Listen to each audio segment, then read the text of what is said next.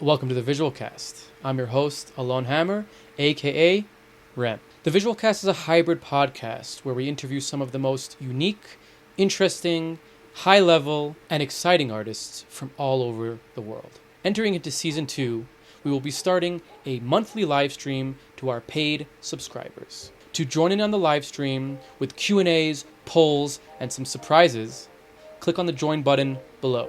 Your subscription will massively support our channel and bring us further to creating a community of like-minded individuals who love, create, and immerse themselves with the visual arts and the visual world. For those unable to join financially, don't worry. The episode, like all of our episodes, will be available on Thursdays for everyone to watch. And if you want to support us, like and subscribe and share with anybody you think will enjoy the podcast. I really hope you guys enjoy this episode. Now, without further ado, here's the Visual Cast. The world is like a ride at an amusement park, and it's fun for a while. Some people have been on the ride for a long time, and they begin to question, is this real, or is this just a ride? And other people have remembered, and they come back to us, and they say, hey, don't worry, don't be afraid, ever, because this is just a ride.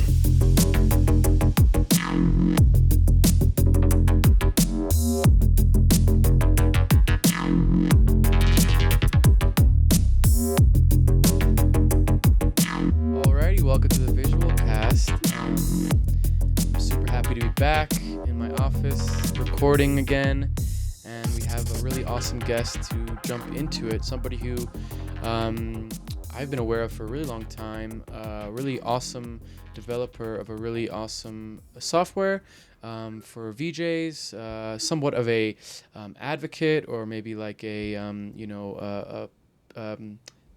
what is the word, a temple point, no, what is that, a flagpole, like a temple pole, right? I think that's the right way of saying it. Oh my god, I fucked up this intro already. But a really awesome person in the VJ community, and I'm really happy to have him on, Jason Fletcher, Isosceles. Hey, what's up? Thanks for having me. Of course. What was that word I'm looking for? Like a tent pole, Like a no? tent pole? Is that the right word? Like, I don't know. I'll take it. Second guessing myself about that word. I'm on it. Well, really awesome to have you on. We have tried to get you on here for a while. It's always so funny. Like, you know, I try to get people on, and then it doesn't work out, and then you actually reached out to me, which was awesome. Which I really like when people do that. It's like you know, like you know that I'm busy and maybe missed it or something, and you're just like, come on, man, let's do this. And I'm like, yeah, let's do this. I mean, I was watching through all these different interviews and like seeing all these people that I follow, but I've never seen them talk and seen their work for years. So it was like, well, let's see if like I can get on this thing. So here we are. Hell yeah. Well, while we kind of introduce ourselves to you, let's kind of talk a little bit about your work and look at a little bit of your work. This is definitely my most recent favorite of yours. These really, they're actually kind of cute. They're actually not as creepy as you would expect them to be, but the animation is so cool. You know, you're a really interesting guy. You do, you know, you started off in VFX, which I really want to talk to you about, and kind of worked your way into this almost like software development kind of place with NestDrop. For those who are not familiar with NestDrop, it's a really super freaking cool music visualizer or VJ tool, and it does super cool stuff. We're definitely going to talk about that as well. But yeah, I mean, just give me a little bit of a rundown what it's like to kind of, you know, bring back the milk drop of our generation, like the kind of the visualizer that we all remember from, you know, from being kids, and kind of making it into like an actual software that VJs can use and enjoy, and you know, that whole kind of.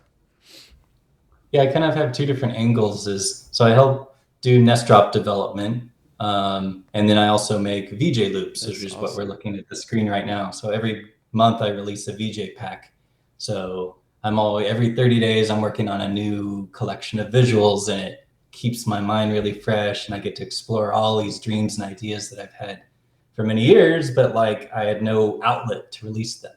But regarding your question about NestDrop, so a little bit of the history behind that. So I've been obsessed with milk drop all the way since high school when I used it in Winamp. And I had like been curating my own presets in college, That's which cool. is what, 2005 or something. And I thought it would be really cool to be able to put video into it because you could do image sprites. But like Spout didn't even exist, Siphon didn't exist, any of that. Um, but then, um, so fast forward, Whoa. I was working at the Charles Hayden Planetarium doing 3D animation for them, helping making their astronomy shows. And someone at the like astronomy software company called Digital Sky, made by Skyscan. You know, Digital Sky is a like astronomy software, and they had made what's called DS Milk Drop, so Digital Sky Milk Drop, and so it would do visuals on the dome. So then I was like, all right, well, I'm gonna like Wow. curate the best of the best. And then the pandemic happened, and I was like obsessively just going through, I think, 52,000 presets, picking out the Oh best my one, gosh. organizing them into categories and Oh my subcategories. gosh. And then in the middle of that, I was like, why am I just doing it for the planetarium? Like, Right. and then I stumbled across this beat drop for Spout. And it was just a milk drop engine, but it outputs Spout, a Spout stream. And that blew my mind. I was like, okay, all we have to do is put a VJ interface on this. Yeah. And then I Yeah. reached out Yeah. to Nest Immersions, some friends of mine, Patrick. He's the main developer of NestDrop, and just like I made a really quick run up, not run up, like a GUI mock Mock up up. in Photoshop, and I was like, "Hey, this would be like an easy thing. Let's just do it like as like a pandemic project." And then it just kept growing and growing, and we did multiple decks, and like I Interesting. like obsessively did the cream of the crop collection for all the Nest drops. So that's like a little mini history of like kind of a stumbled into So this thing. you approached them like with the idea. Why them just out of interest? Like they were just doing interesting stuff that you were interested in? Um, well, originally we made NestDrop to work in planetariums because that's what I was doing. And like, Okay, and they have the dome, they have all that dome stuff. yeah, and he has a portable dome that he rents out to people, and he's a developer. Gotcha. I didn't know too many Gotcha. developers at that time, and I'm a Interesting. terrible programmer. I can think in programming terms, but when it comes rubber meets the road, I'm a pixel pusher. Right. Right? I Like I got can you. do I anything got you. with a pixel, but with code, no, no. So yeah, I help lead. I think of features and like do a lot of beta testing. I wrote most of the user manual for NestDrop, so I know that like inside and out. And I put a lot of work into like trying to get tutorials to like so that people Got understand like pushing what it, it's pushing capable it to of. the Because next level. you can make something cool, but then if you don't document it, then no one knows about it. So like Totally. I try my Totally. best with that. Super So cool. And I'm really enjoying looking at your work. I mean, I've seen it obviously before. You're pretty your work kind of precedes you with the loop packs. Definitely check thanks. out Jason's amazing Patreon. Monthly, you said monthly releases of Yep.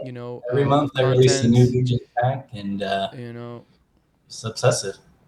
So, I mean, super successful. I mean, you have like, almost 2,000 or more than 2,000 Patreons, I think, right? Something like that, which is Yeah, amazing. a fair amount of those are free members, Congratulations. but like, I'm super thankful for it, and that That's people awesome. get to use my work and like remix it is like Totally. the highest praise for me because Totally. That's awesome. I used to just make surreal visuals and then they would just sit on my computer and it would just be so depressing for me because I was like, well, and then finally during the pandemic, I was like, well, I should just release this stuff and see what happens and just Mm.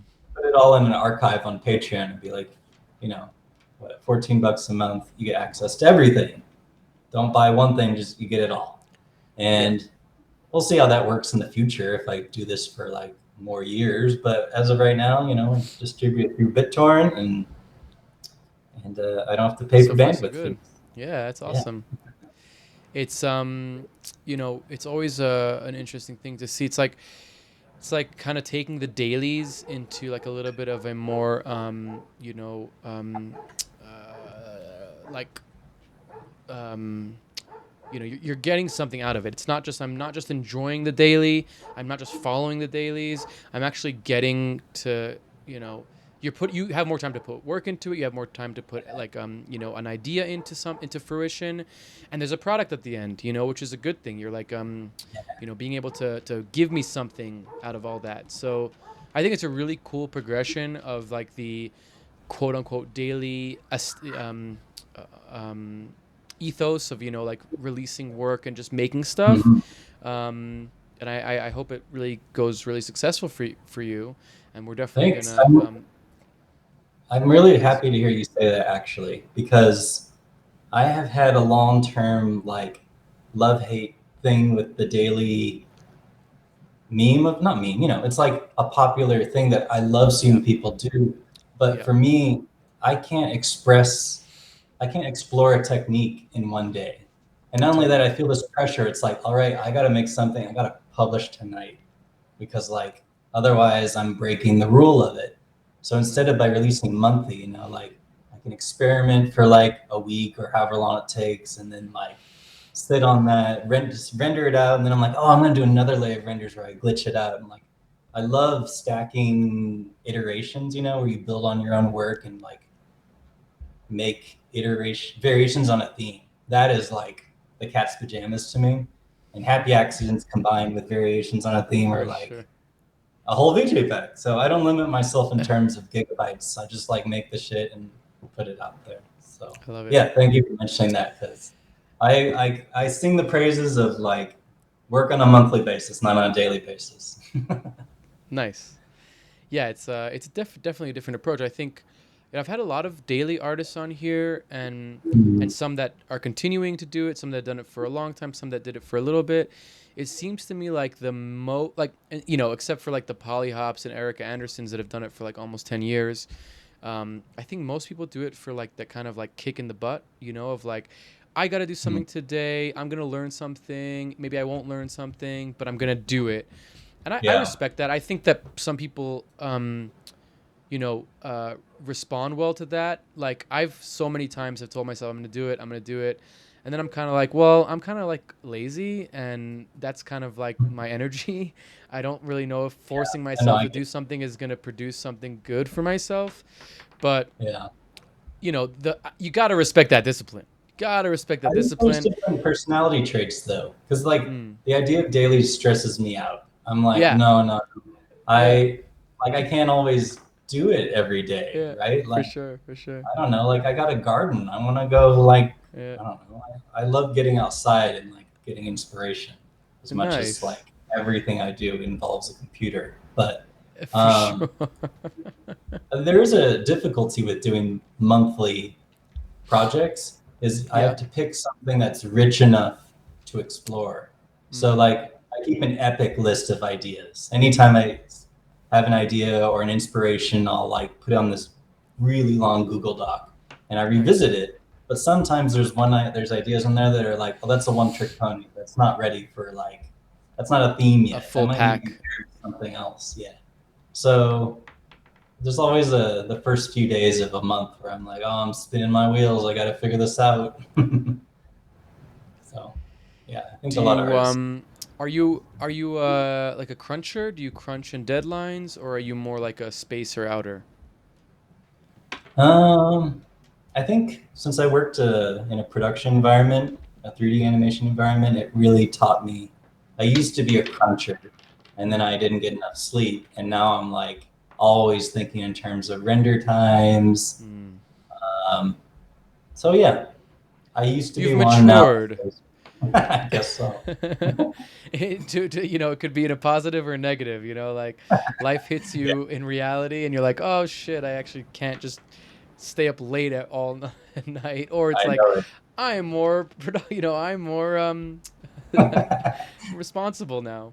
Well, it's Tell funny us a little because bit when of, I worked in oh, please, like please, the please. production environment, I had like a render farm, and Mm, since like was with three other artists on this team, it was really dreamy because they sometimes we'd make music shows for like our evening entertainment. And that's when I like started VJing in a dome, which was really unique and wonderful.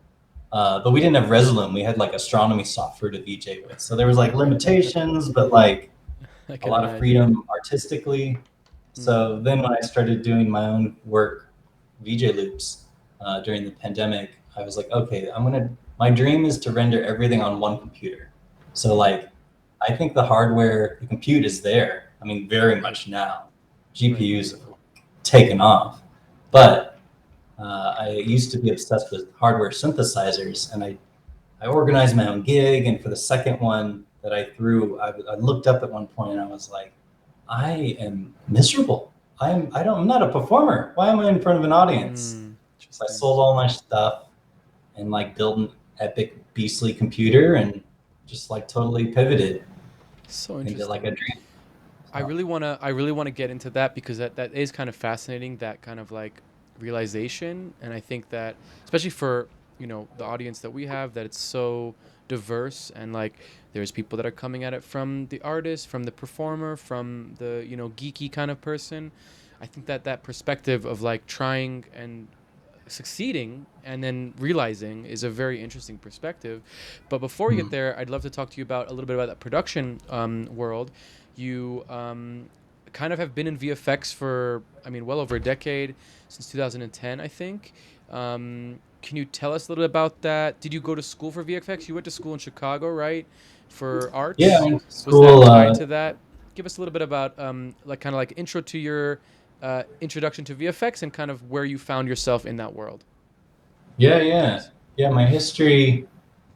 So right out of high school, I went to art school.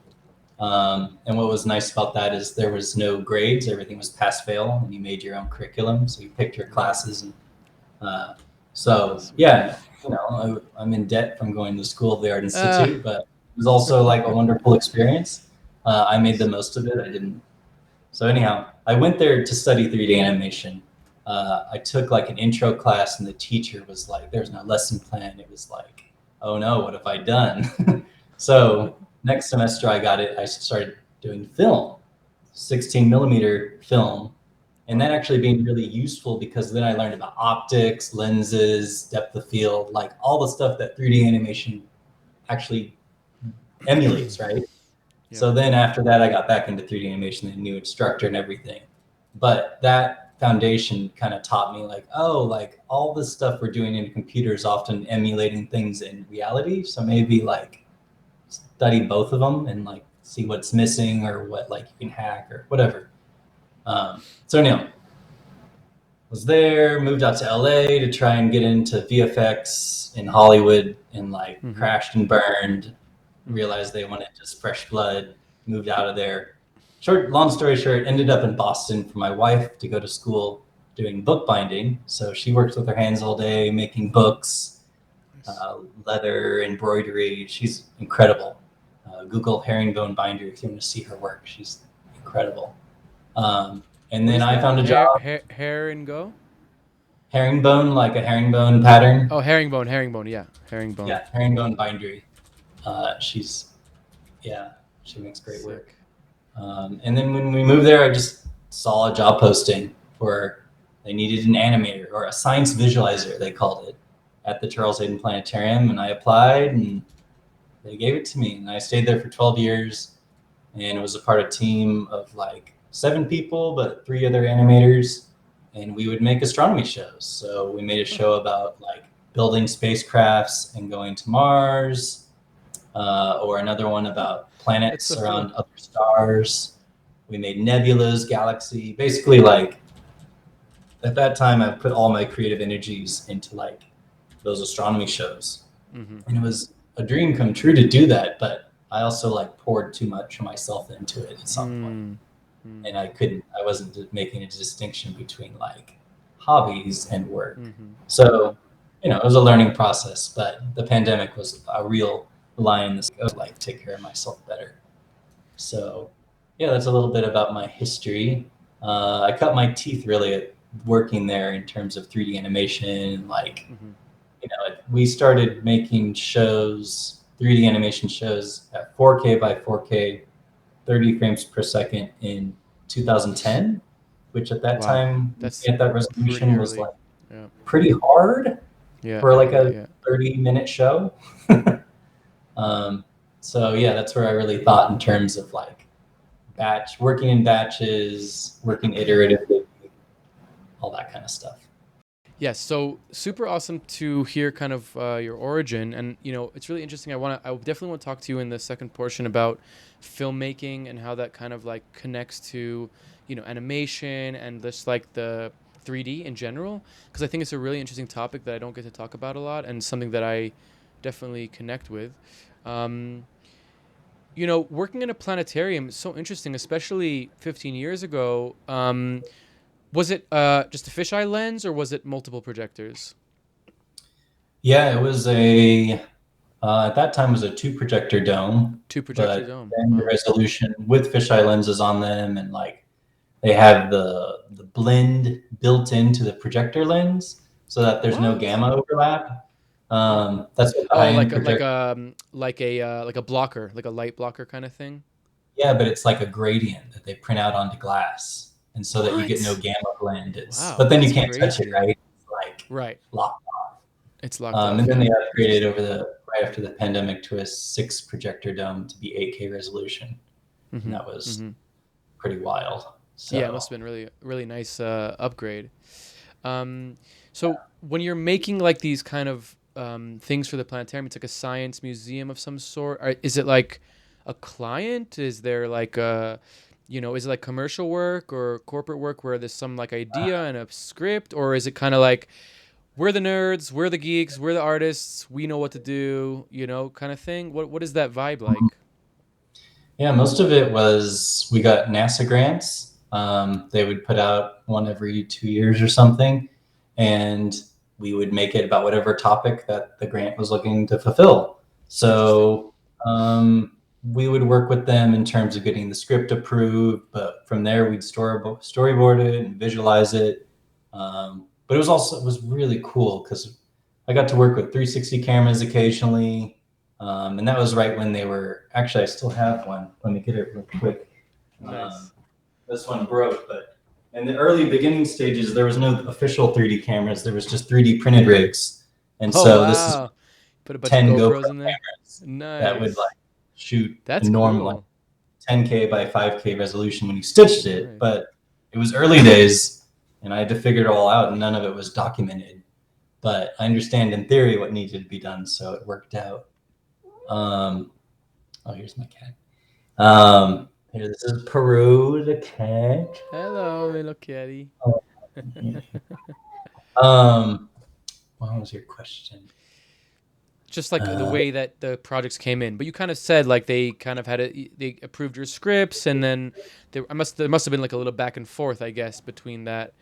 It's like yeah, were we you had dealing science advisors. with? So, like, we worked with like Jeff Hoffman, who is an Mm, astronaut who fixed Hubble Space Telescope. So he lives in Boston. So we worked with him and a bunch of other scientists. And that was always really interesting. Like when we did a show about exoplanets, planets around other stars, we made a planet that had a green atmosphere just because we were like, well, why not? It looks cool. Or a purple one, I can't remember. I think it was purple. And they were like, no, that's not possible. huh, Like, how dare you? yeah, they How were dare like, don't you? do that. That's embarrassing. Don't Did do you that. not So. study science? I can imagine. I mean, But it NASA's was an always interesting us. one. So like, our own critiques, we held a pretty high bar for quality. Um, Nice. but we tried our best. So, How big was the yeah. team there? 4 animators, Wow, director, tech guy, and audio guy. So that's so yeah, cool. production It's team. like that's a big team actually for like a for a grant funded art kind of thing. Yeah, it That's was a pretty pretty cool. unique setup because it was just like there's not many other planetariums that produce content Right, and also right. on the shows. Like I would help do educational shows for like kindergartners and like so Nice. I'd have to like be working on like Mars visuals and then go run and do a show. Right, right, I don't right. know, ruin your like flow, but also like was refreshing sometimes. Uh, That's so funny. But it's but also it, like it's a nice refresh, right? Like going with kids, especially, I guess. but a lot of that really informed how I approach VJ loops. Hmm. Because when I first started doing it, there was a lot of the loops that people were putting out there, Using. either for purchase or whatever, were really short. Like literally, I think the VJ loop term, they had to be loops originally because the resolutions were small. I think even playing them back was hard. So like, Yeah. and rendering them was hard. Everything was hard, right? So they were loops because like, they had to be They're short. short. So you made Yeah, them yeah, yeah. loops so that you get as much life out of them and do effects on them live. For sure. But coming at it from the Planetarium world where it was like, oh, let's make an environment and people can be in it. Right. So when I came to Immersive. this, I was like, I want to make things that are at least like a minute long, 30 seconds at a minimum, but a minute. I want to put people into whatever I'm trying to evoke, an idea I'm trying to explore, a technique, a glitch, whatever. I want to like, I don't want the audience to know when the loop is, if it even loops. Because like I call them DJ loops, but they don't always loop. I let the DJs, Right. the VJs worry about that. Like you You can guys, ping pong that sorry, shit. Come on, it just might be ping pong it, contentious, but baby. like you can ping pong it, deal with it. Sorry. Ping pong. Interesting. So, what was the shift from, working in this planetarium before we get to NestDrop? Like, what was the shift from this kind of, VFX is like a highbrow thing, planetarium science, highbrow thing. VJ is the lowest denomination of, no offense to all the VJs and myself, I guess, included. But, we're at the bottom of the barrel when it comes to, art. I don't know.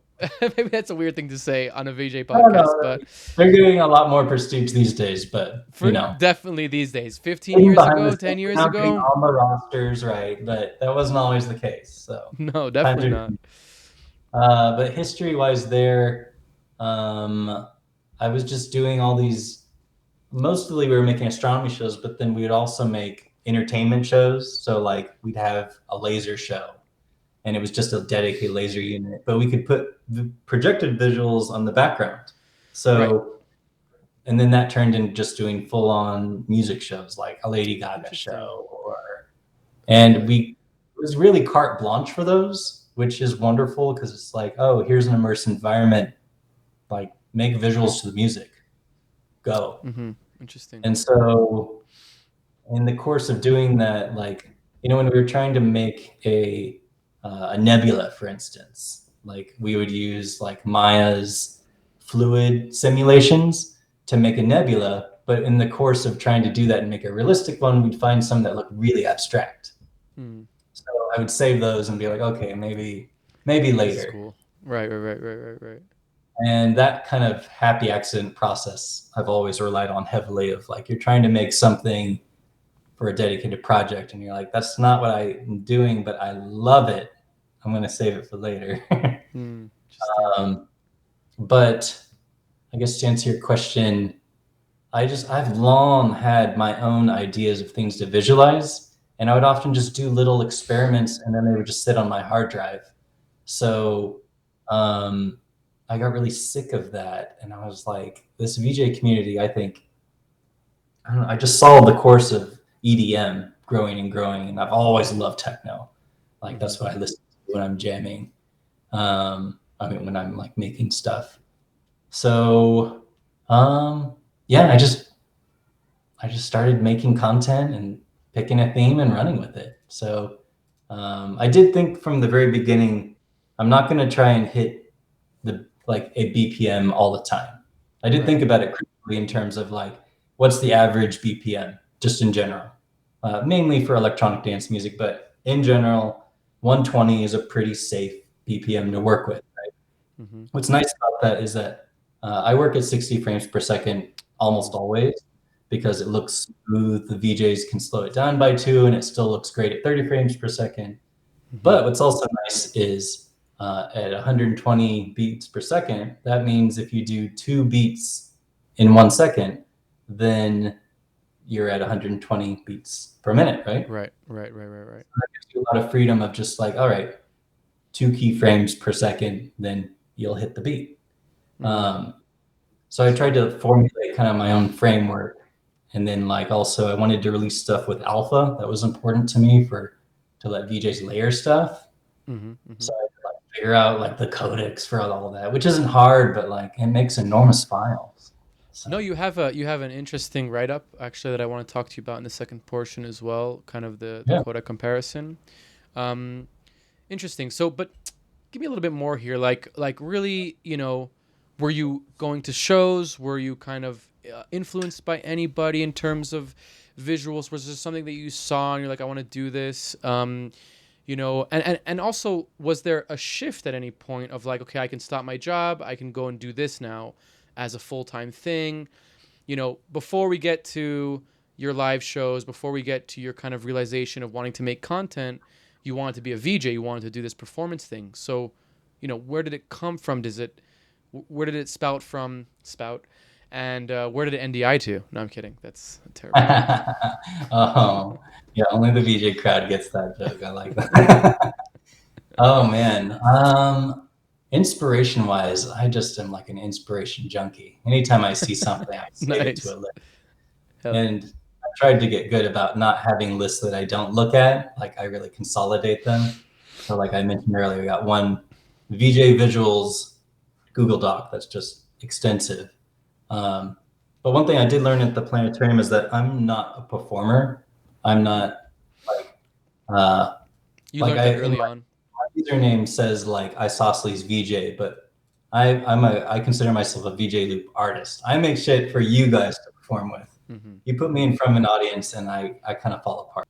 I can do it and I'll like give it my all, but I'm not happy. Interesting. So I made a pretty distinct uh, decision that, like, yeah, like I'll make content, but I'm not going to perform. So occasionally people reach out and they're like, "Hey, we need someone," and I'm like, "Great, here's some local Talk to this people." guy. Yeah, yeah. I mean, inspiration wise, Touchstone's early locks work. I don't know if that's how you pronounce it. Laak. Lock. Lack. Lack. I call Yeah, him Lack. Yeah, Lack. that was super inspirational. The way that he played with lighting and like Totally. 3D animation. Yeah. Just abstract art, you know, Yeah. like surrealism is a touchstone for me. Mm. Slit skin, like in 2001 Space Odyssey, that like the space travel scene, learning how he did that with film blew my mind. And I was like, I know you can do it on a computer, but could I do it with my own visuals? And that took me down a whole rabbit hole. Now I do that technique all the time. Nice. So, yeah. Interesting. No, I kind of, you kind of got to the place that I was trying to get to with the you know, performance aspect. So it's something like you kind of earlier on were just like, I don't want to be a performer. I want to create content, but it's still the idea of like the ethos of visuals and VJ loops is kind of like a whole thing. Like nobody, you know, unless you're involved in it, you don't know what it is. Right. Yeah. Like I'll mention to random people at a party, like, oh yeah, I make content for VJs, and they don't know what What's a VJ? they're like, Yeah. what's that? And then Yeah. I just say concert visuals, and they're like, oh yeah, great. You know? Yeah. But I would um, say like VJ loops is not even like concert visuals, because concert visuals is like its own. I mean, they're like synonymous, but like, do you know what I mean? Like a VJ loop is so specific to like what you guys, you know, what you're doing with. This is like a sandbox, and a content yeah, visuals is like, this is the thing that's playing basically. right. Um, I think I really try and pick a theme that I think is saying something. For me, I've long believed that the best art, you know what it's saying, and it doesn't use any words often. It can use poetry, but the point is that like something's being expressed, and if you can get that across without me telling you a thing, like man, that's as good as it gets for me as an artist. And you for wrote it people beautifully in your hear that into their own work and like express things with different music is like that's the modern canvas for me. And like totally. other people using my work, like that's the power of like the internet and like this amazing collaborative age. You know, we have the terrible aspects of what we're living through, but like this is a golden age of collaboration too. You So wrote it beautifully on your website, understanding art without an explanation. I really liked that quote. Um, that's what I aim it's a good for. one. Yeah. Okay, so you're getting into this world, you're getting into this environment of VJs and visual loop creation. You're finding your, you know, your niche and your style and everything. Um, you kind of mentioned it at the beginning, like COVID hit, I guess, and that was like a good time to drop into NestDrop. Um, but is there anything more there than what you shared before? Like, what has been the production of that product like? What's been the reception? Give me a little bit more, and obviously I will also show a little bit of NestDrop while we're kind of like here Yeah. already. Um, NestDrop is unique in that, like, so I'm a volunteer on the project. Like, it was my idea, I pitched it to Patrick, but to make the thing actually uh, like get updates, all the proceeds go to Patrick, the developer. So I volunteer my time to it because like nice. I need the thing to exist in the world, right? Like, and that's I think the best way for that to happen. Hell yeah. So it's been very like there's been so many paths in the creation of this software. For instance, like initially, so in NestDrop you have decks, which are just Mm-hmm. visual engines. So you can do up to 4 at once. But initially when you made it, there was only one deck. So you can Mm-hmm. only have one spout stream going out. But having 4 was just kind of like a natural extension because Milk Drop is the core engine that's open sourced. And um, it was originally developed, what, 20 years ago? So it worked at 60 frames per second 20 years ago. So Right, you right, better believe it's like render and not eat up much GPU resources. right. I think the real thing where, for me, everything came together was spout sprites, which means, let's say you have content in Resolume and you can send it via spout into the NestDrop engine. And Mm-hmm. as long as it has alpha, then it interacts with the engine. It's like post-process effects, but like on a different level. But if you take like a webcam feed, cut out some alpha via chroma key, luma key, whatever you want, and feed into NestDrop, and seeing people jam with that in loads of different ways, or even VJ loops or whatever, I think is just where it's really rich with possibilities. And Hmm. I think it's actually been a really amazing way for people coming into the VJ scene being like, hey, I just Right, want to start playing with stuff. right. And they pick up NestDrop because it's music reactive, but it's also like the gateway drug. They're just like, oh, this is fun. And then they get into Resolume and like combine them immediately, which is like pretty high level to when people start off with that. And like, yeah, I think Spout is just like the best thing in the world. So Totally. yeah. I love the it's almost like a middle or like a mixed match or like a middle software between like synesthesia and magic music visuals where like Yeah. magic music visuals is all node based, so it's like that's a whole mind fuck, and then synesthesia is all shader based, which is even a bigger mind fuck. But it's Yeah. like NestDrop is kind of like, here, this works, it's audio reactive, it's gonna be super super smooth, and like you said, it gets people hooked on the thing, which is kind of like what you want, right? And it Okay, has so you're like thousands of presets, right, right, like plug and kind play. of what like makes the thing powerful is there's like 10,000 different scenes to explore, which I don't know, it's Crazy. just like it's instant pleasure, which these days, if you install a new piece of software like After Effects, it's just empty when you open it. And so to open a Totally. software and be like, oh, I'm just going to play. And that's what I aim for. Actually, when we designed the NestDrop GUI, I was really obsessed with um, like we kept on adding new buttons and layers, and I was like, no, no, no, this needs to be focused on attention bandwidth. VJs are going to be juggling NestDrop, Resolume, maybe TouchDesigner, and a MIDI controller, and watching the live show. This is going to be a background software, right? Like it needs to be as streamlined as possible, and it has its quirks and whatever. But like the whole point is that like I'm pretty obsessed with attention bandwidth in terms of how much are they going to actually be focusing on the software? And no questions, no dialogues off obviously. But that's been a driving force for me of continually like, is it intuitive? Does it work? Is it simple? Let's go. That's so cool. Um, I'm just remembering now. There was these like hour-long mixes of Milk Drop. They were called like Electric Dream, or like it's like the Android Dream of Sheep kind of thing.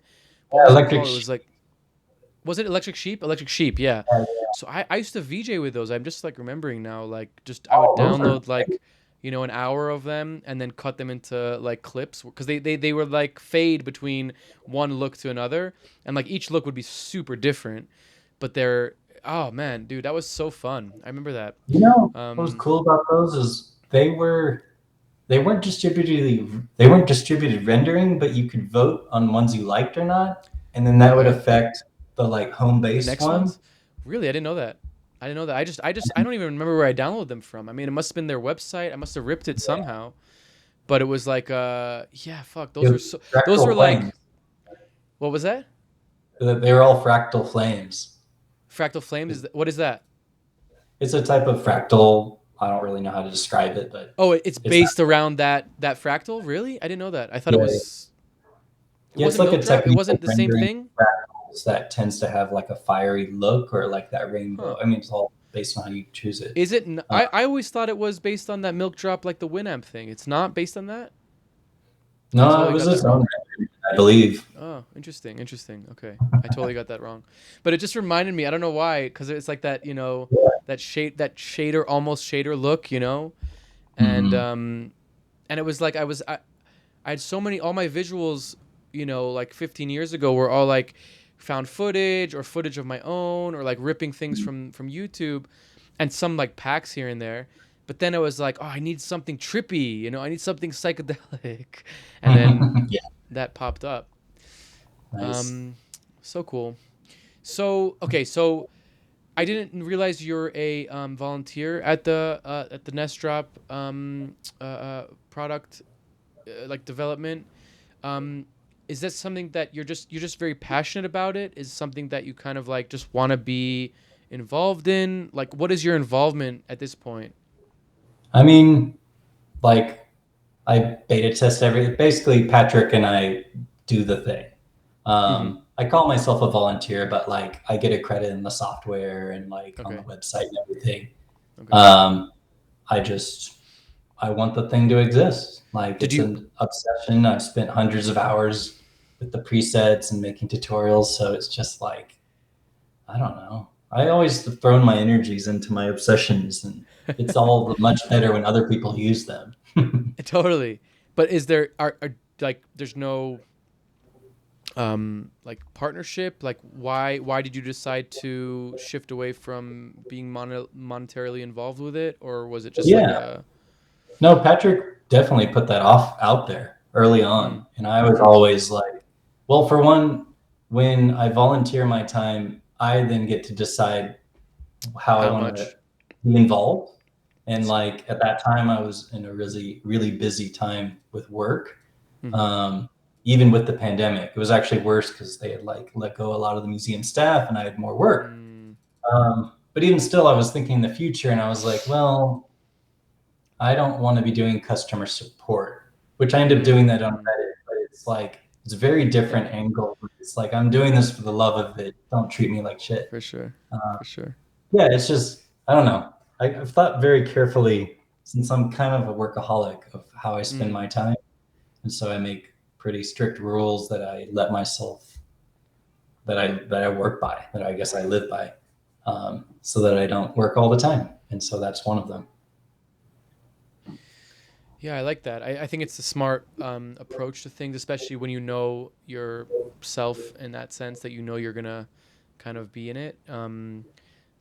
It's always one of those things like when you work for free, you can really do what you want. The moment you get paid, you're working. So Yeah, there's kind of something to that. Um, it's interesting. definitely how Yeah. I feel. Well, Yeah. that's awesome that you're part of that project, and it does seem like you're kind of a very good project developer, or I should say maybe like um, visionary developer, like having an idea and putting it into fruition. So I Thanks. guess those guys at Nest are lucky to have you there. Um, Another thing I wanted to talk to you about that I thought was really interesting is the VJ directory, which I'm going to also pull up here. Yeah. Where did this kind of come from? It's pretty crazy. I was just like looking at this earlier. Like, there's so many people here. Yeah. Um, I I'm a just little got bit put together disappointed. last month. I'm little. Is it new? Okay, so it's new. It's Yeah. new. So this was VJ Cobra's idea. Shout out to VJ Cobra. Okay. Um, Okay. So I saw her it talking was, about this. So this is the same yeah, project. Okay. yeah. Cool. It Cool. was Cool. on Cool. Cool. Cool. Threads. She mentioned it, and I didn't realize she had like already been making plans. So I just like made a Google spreadsheet, and I was like, "We're doing this now." And I talked to her later, and she was like, "Hey, actually, like I was struggling to figure out a framework, and you just like ran with it. So let's like this is Nice. great." And so Man, look at all she these. admins the map and keeps that updated, and I like kind of clean up the Awesome. links in the spreadsheet. But yeah, no, I made that, and then I also maintain the VJ a list of VJ loop artists. So whenever I find any VJ or anyone that makes concert visuals, VJ loops, and sells them online, I add them to a shop list on my website because there's just so much stuff out there that like you just see on someone's Instagram page. And I was like, Right. there needs to be a list. So I made the list. I don't know why I didn't do a Nice. spreadsheet, but like, the deed's done. So whatever. Um, It's actually interesting to see where like the clusters are, you know what I mean? Like it's kind of a yeah, little bit right. surprising sometimes. Like Denver, you'd obviously be like, okay, for sure, but like Chicago, I Yeah. would never imagine there being so many. And then like, obviously like, okay, that's like all those Papa Bear guys. Yeah, my But it's hope so with this, interesting. it's like it Yes, makes meetups happen because there's even totally. people here in Boston that I'm like, I didn't know you were here. We need to meet Hell up. yeah. Yeah, I'm just like looking So at the LA ones and I'm like, what the hell? I didn't know there's all these people here. yeah, It's so so cool. I mean, it's great for like, especially if you need to fill in for a gig that you like can't do all of a sudden. You just like For call sure. a local VJ crew. But yeah, shout out to I'm a VJ Cobra for making this Shout happen. out to Cobra. She's the best, Shelby. I am a little bit disappointed there's nobody from Israel because there's so many VJs there, but I guess they just don't know about it. We'll have to tell them about it. Yeah, it Um, only got made like what, like maybe a month ago, 2 months ago. So the call out is going now. VJs around the world, add yourself to the VJ directory map. yeah, But I love these community based, things. You're obviously like a very big into the community of VJs. You have. Also, I saw recently you posted about the VJ school, and you're trying to help those guys support them. That's Rex Effects and it, um, Shauna, I believe. Ikshana. Yes, yes, Yeah, Ikshana visuals. yeah, I saw what Also, they were doing. They were doing like some NestDrop. They were using NestDrop as a way of masking, like a real time mask in resolution. nice, smart, And I just thought that was a music reactive mask was such a good smart. idea that I'd never fathomed. So I joined them on their forum, and I just thought, hey, this is really smart. So yeah, I'm all about trying to support the community because um, I grew up in the like techno culture, which had a real spirit of openness and sharing, um, and also pair that with like the Juarez scene, like piracy. What's Like that? I wanted Oh, to okay, okay. Wars, Juarez, wars, wars. Oh, Juarez, wow, that's so funny. I've haven't no heard that one. word for such a long time. I know, right? But that's what I grew up with, and I wanted to learn Photoshop, but I had to like download all the zips and then like combine them into one. And that when I finally got it working after like weeks of hitting my head against the I'm a wall, I was like, genius. I can do it. I can. And then I like dove into Photoshop, I'm a right? hacker. CS1 or something. I don't know. Oh man. So yeah, like I try and give back as much as I can because I think there's a lot of talented artists out there that just need to connect with other people or just need to see what's possible and like give them the tools and see what happens. So Totally, especially today, it's like we're in this age where, when we were coming up, when we were learning, you had to really dig for tutorials. There was stuff out there for sure, Video Copilot, shout out, and yeah, Matthew Reagan, TouchDesigner, all that kind of stuff. But it's like you had to really search for it, you had to look for it, you had to know exactly what you were looking for. And now we're in this day where it's like you type a question, either the AI answers it for you, or somebody's already answered it on a forum somewhere on a Reddit or whatever, and there's a yeah, YouTube video giving outlining it for you. But yeah. at the It's like same time, no, please. oh well, no, you finish your thing. Okay. So at the same time, even with all of this information and all of this kind of like, like easy, accessible kind of like training yourself or education, people are still very lost about what to do. People are still not knowing what direction to go in. It's almost like an overload, you know? I think we're lucky because our generation kind of has the A and B. And I always say this with my kid, like, he's not going to have the A of like pre-AI, before AI. He's only going to have the post-AI world. We have like, I was in high school or middle school when the internet came around. So I have the, or I guess the internet already existed, but like social Yeah. media, phones, all this kind of stuff, and it's kind of like you have that before and after to be able to do. And I think kids, the millennials or, I mean, Gen Z or, have this kind of like, they don't really have that before and after. They just have, here's everything for you all at once, Yeah. decide. Yeah. And it's our responsibility to kind of condense and focus and like, hold hands for people that are really lost in this sauce of information. So Yeah. any type of like educational program, any type of directional program, I think Patreons are great because I like your style, I'm going to follow you. I like your way of teaching, I'm going to follow Mhm. you. And that's like Yeah. really Yeah. good, like that's a really nice thing to have. Yeah. Yeah. I hear exactly what you're thinking. I was thinking in similar terms recently, just today, in that, um, oh, my train of thought, fuck. Particularly when, sorry, It's okay. I've had a lot of those the, today too. yeah, right. I think it's when people,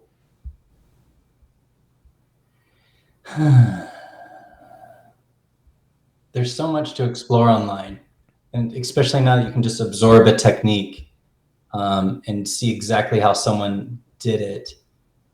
But the joy in finding, the joy in playing, I think is, yes, you need like foundational experience to like do Blender, right? Like, oh my God, like that software is so hard, and I still like, I know it pretty well, and it's still hard. Um, but I don't know. There's, I don't There's know. some, I'm going to take, because I really like where you're going with this. It's like you need to be able to cut out the noise for various. One is you want to know what it is that makes you excited and happy and passionate, and like getting signals from everywhere is going to be hard to kind of like farce. Okay, it was hard for me, right? I'm sure it was hard for you. Like Yeah, yeah. filmmaking, visuals, this art, performing. Like you have to Well, kind of yeah, like but add on to that, like, so I come from the motion design community. That's like kind of where I fit in these days in terms of like finding new tutorials. And that community is in shambles at a professional level. like Because MoGraph. You not mean only like, yeah, MoGraph, like motion design's like motion design, advertisements. And that's right? where I was kind of starting to go with freelance until I just dropped it because it's too stressful. But it's particularly because what I'm seeing a lot on Reddit, for instance, is a lot of people at the very intro level, I think even in high school, that are saying, like, should I even get in this community? Because with everything with AI video, it seems like there's no future here. And for me, that's like painful to see because it's Sad. like, oh, Yeah. you're not even going to probably keep playing with this as a medium because you're afraid of the future.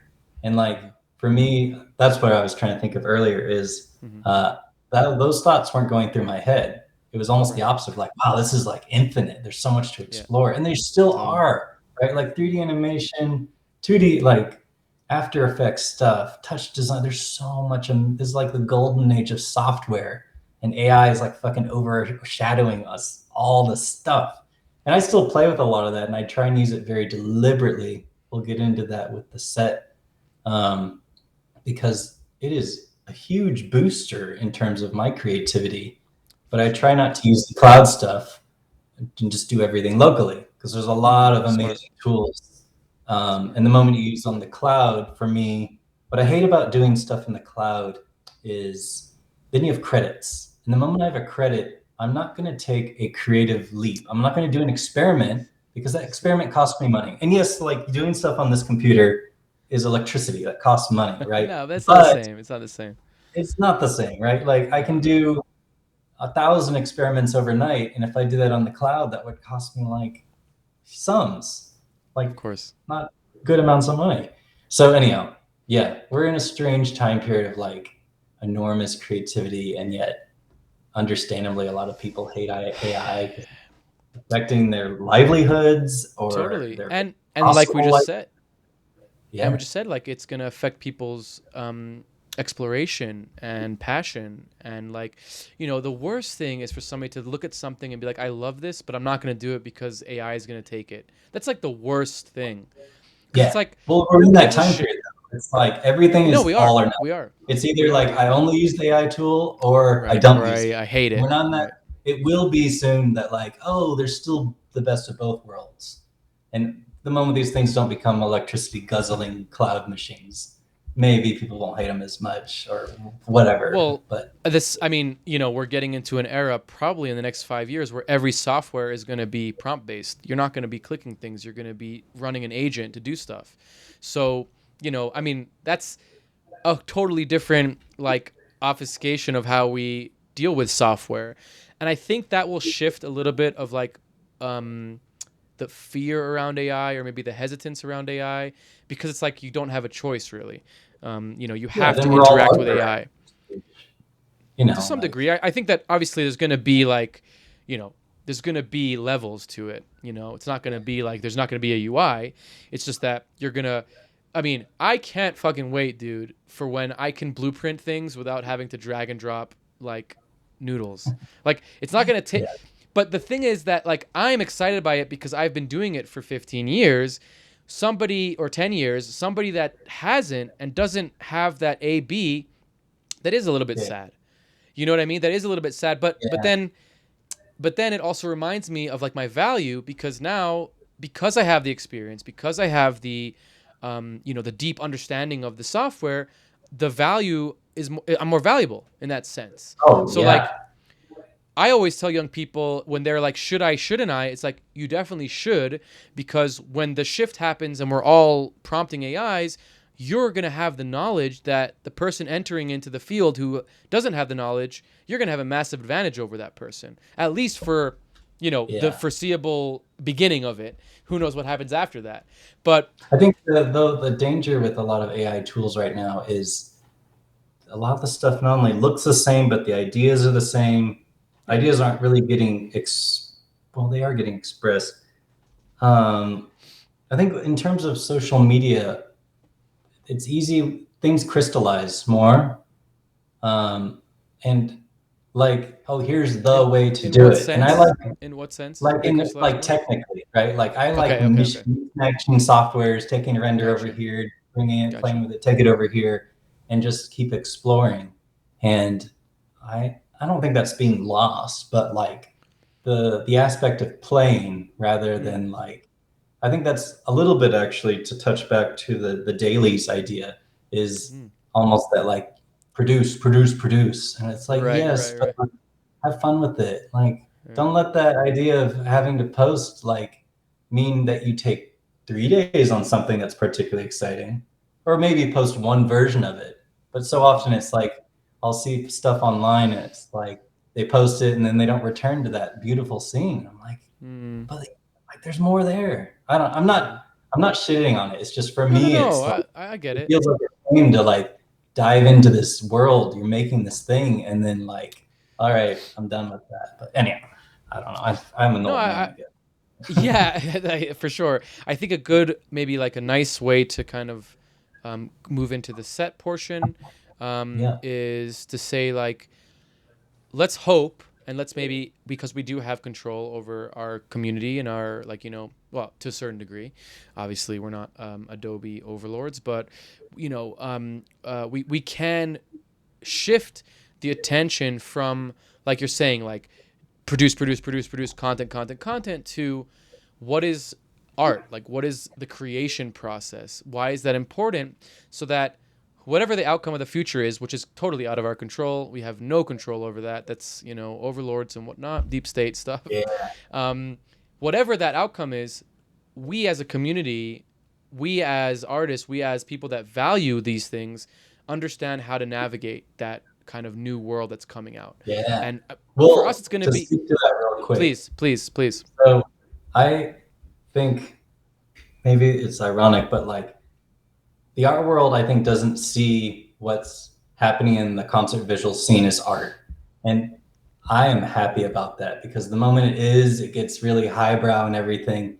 And so when people are in the weeds doing the thing, I think that's where the powerful stuff really comes from because they're doing it out of the love of it. And that's not to say good art can't happen in this at the highbrow or whatever in the galleries, but like, like I make videos, I render them out, other people jam with it, and that's the medium, but that's not seen as art. And like that doesn't bother me. I don't care about that. In fact, I almost prefer it because it's real, it's being lived, it's like people are remix it in ways that they think is powerful or exciting or whatever.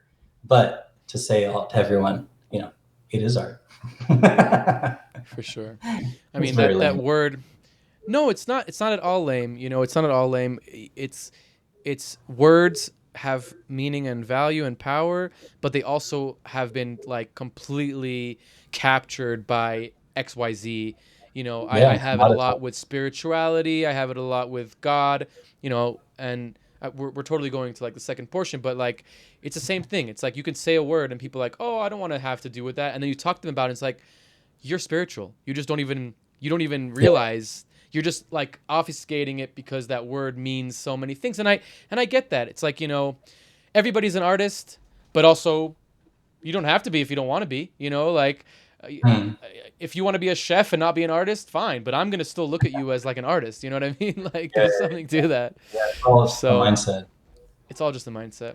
Okay. Well, that mindset is going to lead us to the set now. Mindset, set. Oh yeah, we're getting into pod. All right, so we're gonna jump into Isosceles is set. Isosceles is set. Yeah. And Jason is gonna intro it a little bit. Take it away. All right. So what I really wanted to share was the insectoid. What did I call it? The insectoid protocol. Thank you, VJ pack, because it involves a lot of different steps that I think y'all will find interesting. Because I used 3 different AI tools to make the bugs, but then I cut them out by hand and then I animated them by hand. So to start off, I wanted to show like the video just so you guys know what it is I'm about to show you how I made it. So let's just start off with that. Awesome.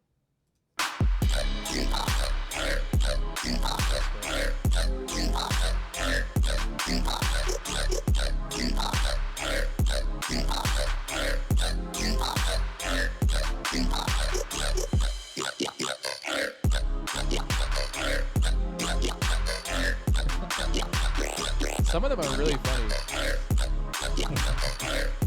I tried. I want it to be both scary and like whimsical.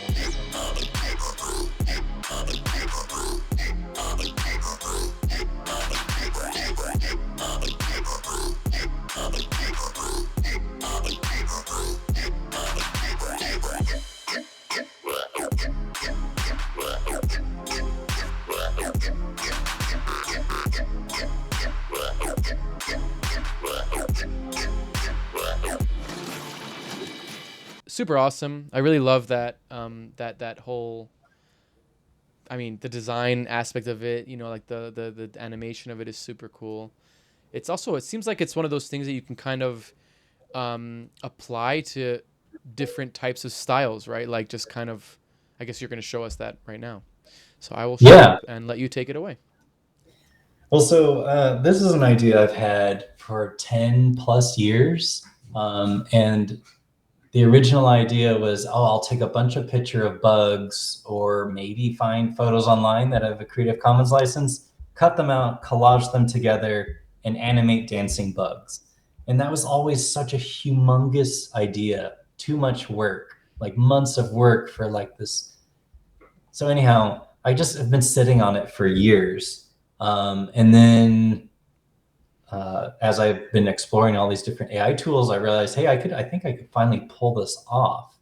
So just as right off the bat, all the project files for this thing that trailer you just saw has been released. I've never done that before, but I'm very curious to see if people remix it. So if you download it, then you can open up the After Effects scene and edit That's the awesome. rigs, make your own animations. You know, the bugs can be further played with.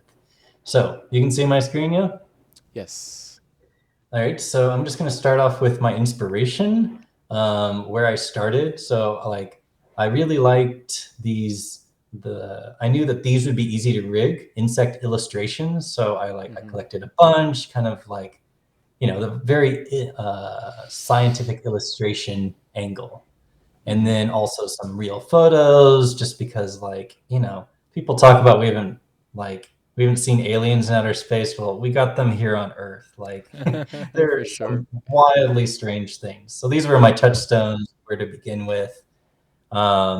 And then some other alien insects, of course, made Hey, by. sorry, could you go back to the insect photos? There's just one that I just piqued my interest there for a second. That one. Here, up. One scroll up. This? One scroll up. One scroll up. And then to the right.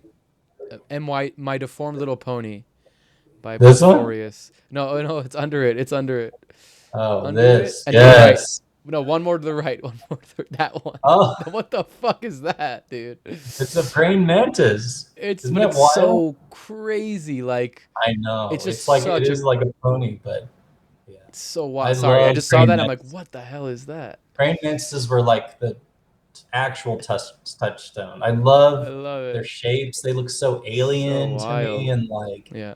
yeah. So I wanted to do that as best as I could, and I've never considered myself. I feel like I'm a sham of a character animator, and I feel like this pack actually gave me more confidence of like, hey, I can actually do this and get what I have in my mind out. Um, so I got all this stuff together, including like textures for like what would be on the textures on the insects. Mm-hmm. Um, and then like wrote up a pitch to Palpa, who Palpa Visual, shout out to him, super talented guy. And we collaborate from time to time, and he understands how to make a LoRa, which is a LoRa is a way to train an open source AI model with something that it wasn't trained in originally, right? So you can have it make alien insects by making a LoRa, and we'll get into that. So I pitched it to him. He was super interested, and we hit the ground running. So from here, we actually went into Midjourney and used it to make a whole bunch of, 60 images in Midjourney that we used to make a LoRa. So we're using an AI tool Interesting. to then train another AI tool, a non-open source tool to train an open source tool. And I know they don't really, Midjourney would probably frown on that, but I'm a small artist. So and some of these I actually animated directly. Like this is one of them that I animated. I thought that was great. I didn't need anything else. But this was used as inspiration directly to train the LoRa. So from here, I then took these and cleaned them up to make all the backgrounds perfectly black, because the LoRa will pick up, Anything. everything about them, like this non-perfect black background on this one. It'll learn that, right? Like any noise in the background, like this gradient is very subtle, but I don't want it to learn that. So Interesting. I understand enough about the process. Like this glowing, I think I got rid of that too. So I was careful with that because I didn't want to crush the blacks. So I found a nice way to use levels. And then we up-res them using magnific.com. It did a really nice job. Actually, I can do a quick, I know this one's in there. And up-res tools have been on my mind for a long time. So here's the original, and then here's the up-res. So you can see and these are both at full resolution. So you can see how Yeah. much it's added in terms of like Could you zoom into that HD one for a second, just on the same this area? one. Yeah, just on the same area, just out of interest. Interesting. Wow, it makes a big difference, huh? Crazy. Yeah, like it actually is imagining new details. Yeah, very So interesting. that was just to give it more details to crunch on. It could have worked at 1024 by But 1024, it but adds so much more to it. yeah, and it imagines new details too. Like in here, like I guess it didn't actually, but it does refine those hairs and add a lot. Very So interesting. that was one EPRES tool I used. We'll get to another one later. And then from there, I cleaned them up a little further, and then we made the LoRa. And the result of that is this one file, right? So a LoRa is like some acronym for like a low rank adaptation or something. And basically, it's a way of fine tuning a model to do what you want. And so I wanted to make alien bugs. And so what's important to know about the process is that Flux is an open source model, and it's already been trained on like internet scale data. So it knows what insects look like. It knows what aliens look like. So by me making a LoRa and kind of guiding it even more of like, well, here's where I want to go, it's going to use the model's understanding plus this kind of fine-tuned extra bit of like real guardrails in a good way of where I want to go.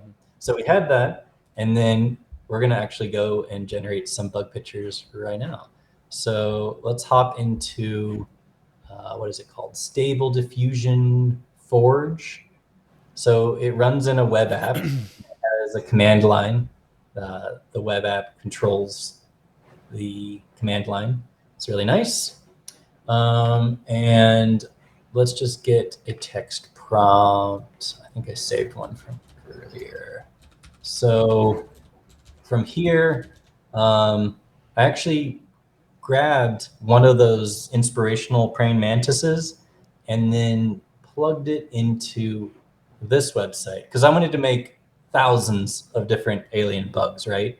So for me to explore that kind of permutation space, I needed to make a lot of different text prompts, and I didn't want to type this out, right?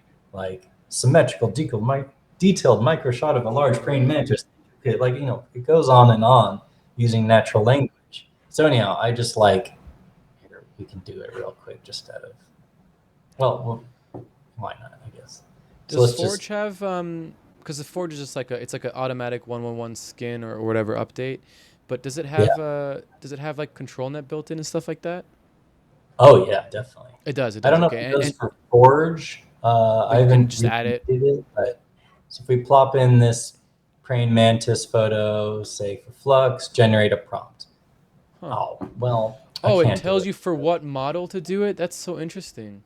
Right. So That's I could so do this interesting. locally, but this was just kind of an example of like, well, I only need like a handful. I need like 30 of them. So I used this tool. Anyhow, so here is the text Uh, prompt, right? so sorry. Yeah. Just to go back one step. So you would take that image, you'd put it into that image prompt. That image Yeah, take prompt a would get real you image a real or image. It take would get some like, or the Mid-Journey ones and say, all right, right, make a text prompt for me. And I did right. that for like, I think 60 of them or something. Mm-hmm. And then at the very end, here is the LoRa, Interesting. right? You plop it in a right folder, and then it becomes part of the text prompt. So we're doing text to image generation, all locally on my own GPU. And we're going to set the steps to 10, 512 by 512, but then we're going to check high-res fix.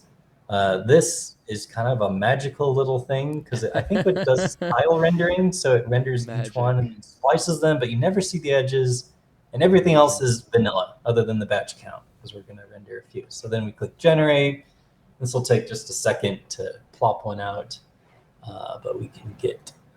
I already have it loaded, so we're saving some time there. Why do you like the Flux model over other models? Just out of interest, just because it's open source, or you find it gives you better Um, results? I used to use Stable Diffusion 1.5 quite a bit, and Stable Yep. Diffusion XL was quite good. Mm-hmm. But Flux is And the way that I work, so I want to make like 2,000, 3,000 images. And when you make a LoRa for stable diffusion, what is not said is that it kind of like starts to repeat itself. You see the same Oh, patterns over and over again. interesting. And for whatever way Flux was engineered, it does not repeat itself. I mean, it does to some extent, but you can explore the latent space much better. So here's one we just got out. Here Damn. it is. So, Yeah. 1K by 1K is like pretty Freaky. good. And here's a few others. I get like 2 per minute, which is slow, but like I just let it run overnight or a few nights, whatever. Right. And A few what I did nights, for whatever. this actually was I got like, I don't know. Here, let's just see. I got loads and loads of different text prompts and pasted them into one document, right? So here is 59 different lines, right, of text, and then you just plop it. Oh, yeah, stop that. Then down here in script, there's a prompts from file, and you just plop it in here. I think you say iterate seed every line so that it doesn't use the same noise. Anyhow, and that's what I did to generate. Well, here, let me show you that actually. So from here, oh shit, I got too many windows. Here we are. So from here, I generated 2,600 images of different types of bugs. And here is like a smattering of them, right? It's like, yeah, this is like insane. And all of these I released with the project files. So like if anyone wants to like give these a new life in any way, what was important to me as part of the mid-journey image process was overhead lighting, like kind of photoreal / CGI vibes, scientific illustration for the bug poses so that they're easy to rig, and then most importantly, most VJs I think would appreciate a black background, right? You can do a Right, Luma right, right, right. on that, or or just screen it on top, whatever, so Right. that so these just go on and on. It's Um, crazy. They're also and then like a lot. I see some like repeating, but like mostly it's pretty unique. yeah, Pretty and this is interesting text to how good it image, is. so it's kind of Right. just like you give it a detailed thing and then it goes off to the Let it races. run. Yeah. Wow, And look at some of that. these I So used, crazy. Palpa gave me some of his own personal LoRas, so you can combine different LoRas together. And this is one he Right. made that was like crab insectoid stuff. And then I think I plugged in another one that was another insectoid one, or maybe some God. tech futurism. I can't remember. It's really infinite, honestly. Once you start going down the path, it's just like very addictive to start generating these. Yeah. Well, especially when you have a So, goal in mind, right? Like the goal in mind kind of forces you to get into a little bit of like put your thinking cap on. How do I right. maximize it? How do I get it better? Yeah. So once I felt like 2,700. Well, I included some others. Was a good place to play with. And I curated that down to 798. So these are the faves that Wow. I collected. So anyone that plays with this pack will recognize a few of them, like this one or whatever. Um, and then from there, I wanted to upres them because 1K by 1K is like not quite high res enough to animate. Like my ideal is 4K, 60 frames per second. That is like crisp visuals, smooth, buttery motion, and the files are horrendous, but you guys can down res in Resolume Alley. Like not my problem. Sorry, not sorry. um, yeah. So from here, I was gonna use Magnifics. That like, but I guess I didn't show it earlier. Um, Magnifics. It's like an image upres service, and it does quite a good job. I showed the results earlier, but it's a credit thing, right? Like you pay them money, and you can only do so many, and that shit bothers me at a deep level. So I did a little research because I've used Topaz Gigapixel for a while, I like that one. but they had just recently released a new model, or not a new model, a whole new. They'd like killed the product. You couldn't even buy it anymore, but they brought it back, and now it has a new way of. Also, we're gonna upres this guy, right? So what I used was the redefine one. So this actually, no, it's standard models just take pixels and kind of like, it doesn't add new details. But the redefine one actually imagines new things. So 3 or 4 was the sweet spot. 4, it gets a little more wild and it needs a description to help guide it. So I just gave it insect. And then we're just gonna do a small portion. I could let that render, but now that you guys have seen it, I've already rendered it. So let's actually, let's do it this way. So let's do a compare. So load file. All right, so at 100%, the results are pretty nice. Yeah, and that, super nice. It's like reimagined, like this red area is not a ball there, or like, it smooths out things, it imagines new details. Like all of these feel like wings, or compared to over here. So I upresed all 798 images. I was just like, just go to town. I want to see what you do. And then from there, I had my library of bugs to work with. So at this point, I was done generating bugs. So I moved into Photoshop. So Done generating bugs. That line is just like so great. I was done generating bugs. Yeah, right. Who would ever think that you would say something like that ever? So we generated the bugs using Midjourney as like a starting point. We used that to make a LoRa for the Flux AI model, which I then rendered locally.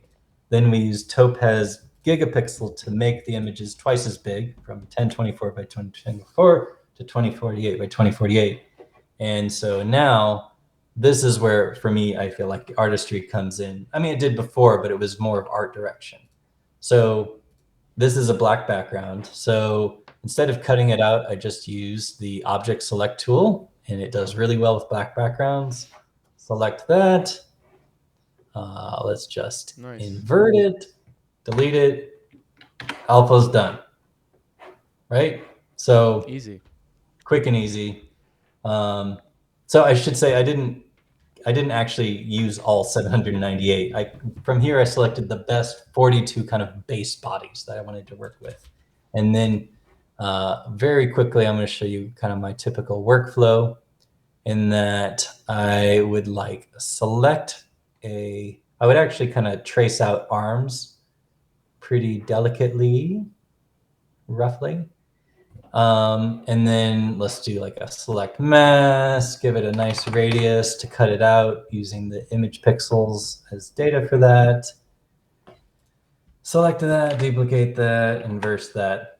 Now we have, well, here, let's give it a background for the sake of working. Okay, so now we have the arm, right? And we would nicely clean this up or whatever.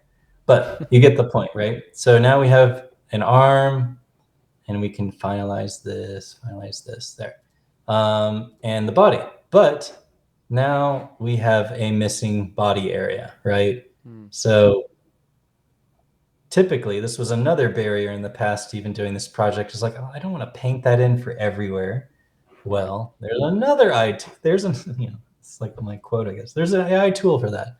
But I try and be very careful with what I use. But the generative fill is quite good. And I don't even give it a text prompt. I did figure out a quirk, though. If you want alpha, you have to show it alpha.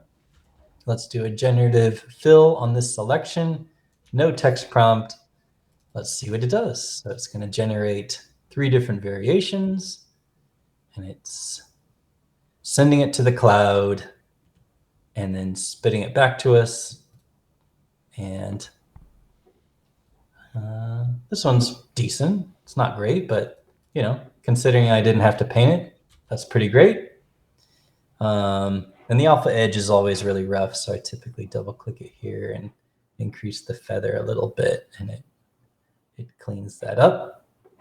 So now I can, I'll just bake that in, and now we have behind the arm, right? And that's not a great one, but like here, let's just clean it up real quick because we are going to actually animate this quickly. So I would probably just hide this area a bit. Basically, I'm looking for these seams right here to not match up to the arm, which is what happened, but you get the point. So as an example, to test it out for animation, yeah, there's a body behind, which is what's important. So I would do that for all the different arms. And in the process of doing this, I kind of had like a leg library of all the different legs I cut out. It's loading right now. Oh, I should probably close this, save some VRAM. Oh shit, not that. Okay, there we are. So here's all the different legs, and this is in the project files also. So I'd use all these to kind of collage and like, I took this, here's the starting point, and then where I ended up was this. So gotcha. So you're actually even going further from like the actual prompt, like the actual 768. You're actually like redefining them again. Yeah, I'm like kind of like in the process of cutting this out, I'm trying my best to imagine, well, how do I want to animate this thing? Well, what right. limbs do I need? So like all of these, well, here, rather than do that, all of these are separate bits that can be animated. So it's a puppet, right? So I don't have to define access points. I'm just giving it all the layers that I know I'm going to want to play with in After Effects. Mm-hmm. So from here, yeah, I made like 42 different bugs, and this was 1 month. So for the first time ever, I spent 2 months on a VJ pack because I was so excited about this one. So month 1 was generating the bugs, cutting them out, making the puppets, and then and rigging them actually too. And then month 2 was just pure animation. So at this point, I've spent 1 month doing the damn thing or making the bugs. And all of these After Effects files, the Photoshop files are at least 2. So if you guys just want to like play with the Photoshop files and like bring them into your poster designs for a concert, like go for it. Oh no.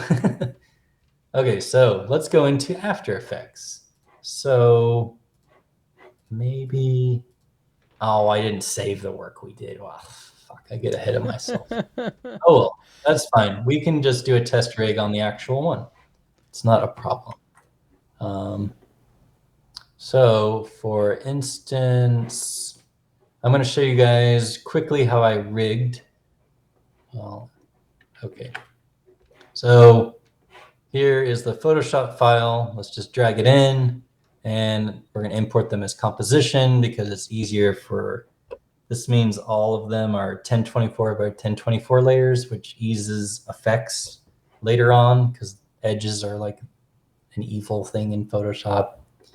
Anyhow, and let's just do a quick, so I'm going to show you how I rigged the legs. So let's just find one that is a good one. There.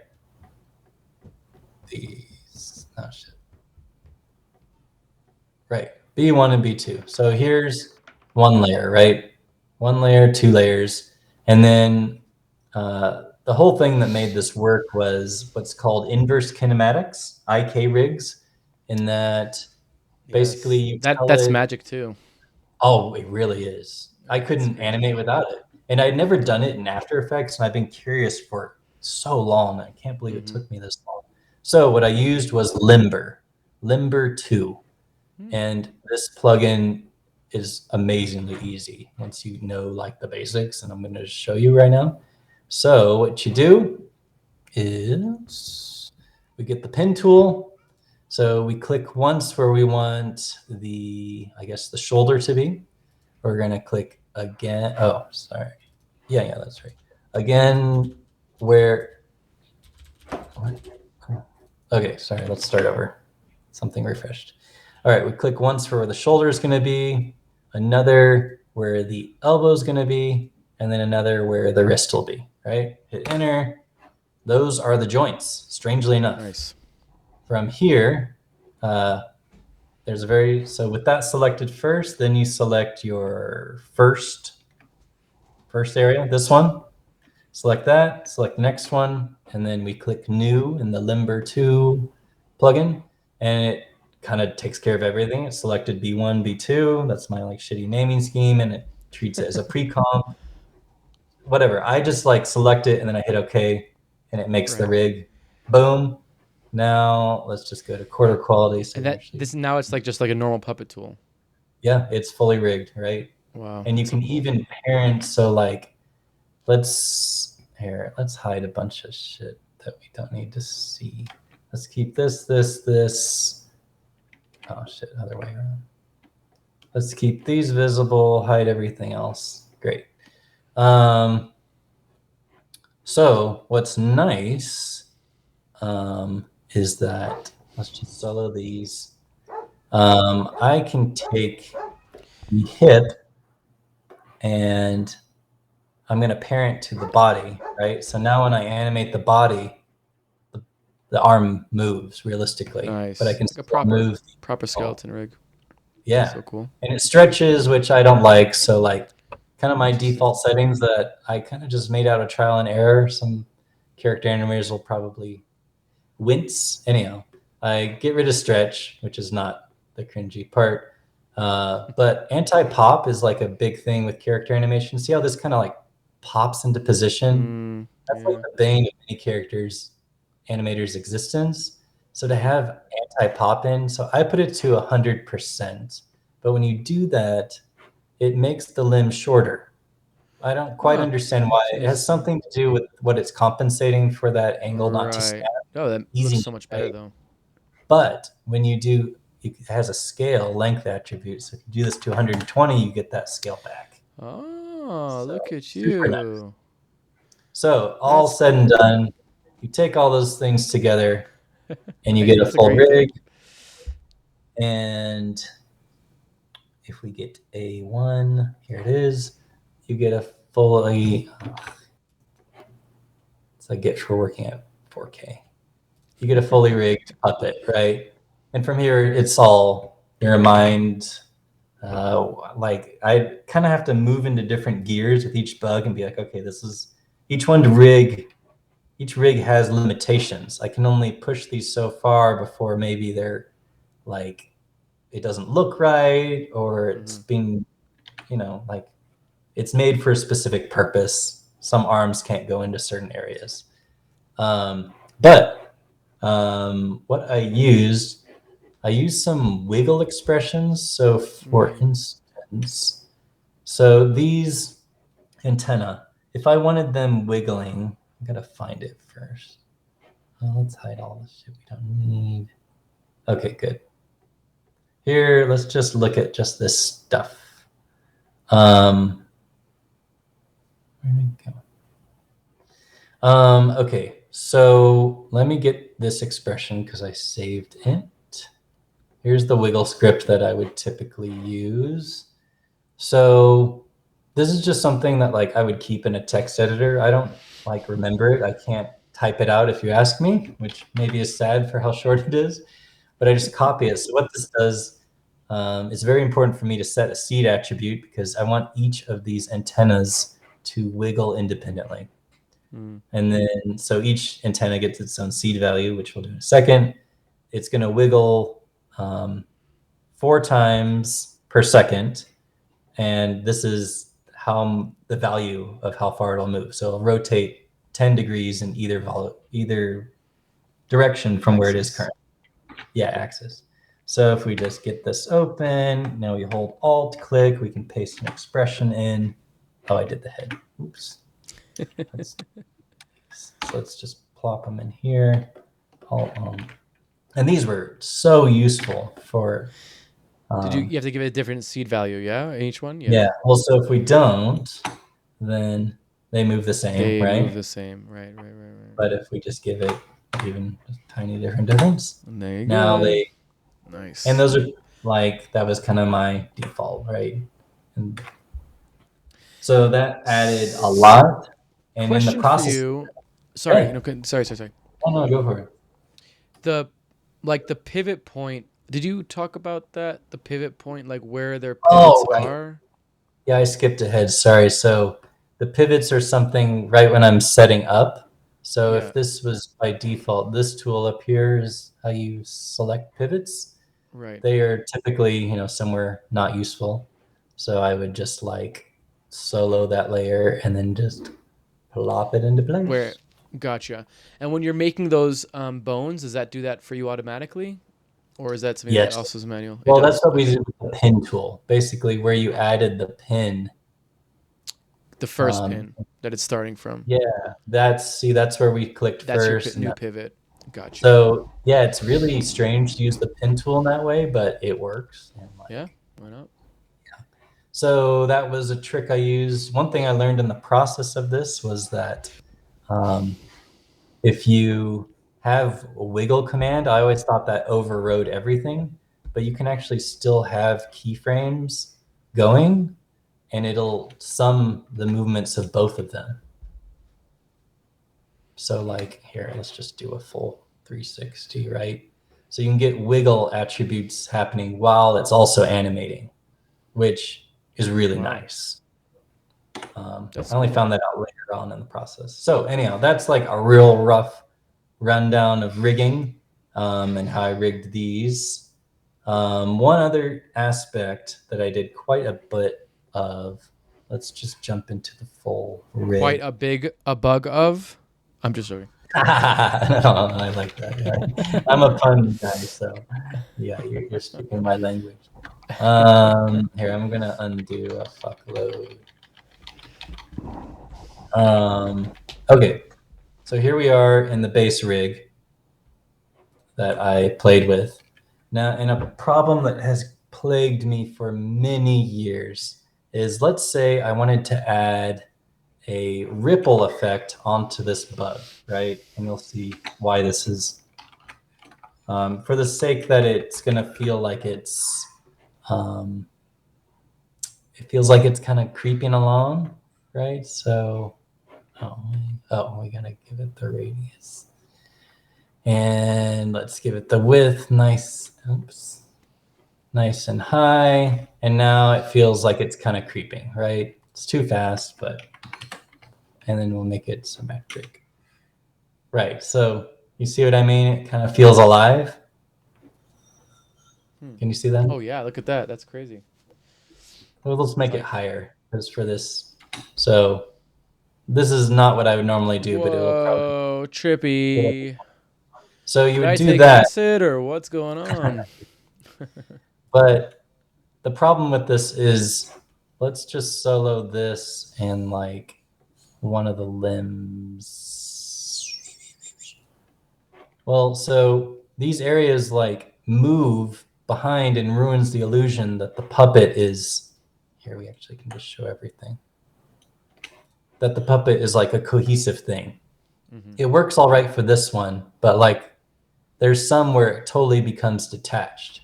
So how I've run into this issue in numerous ways, where it's like, well, how do I get it if we really outdo it?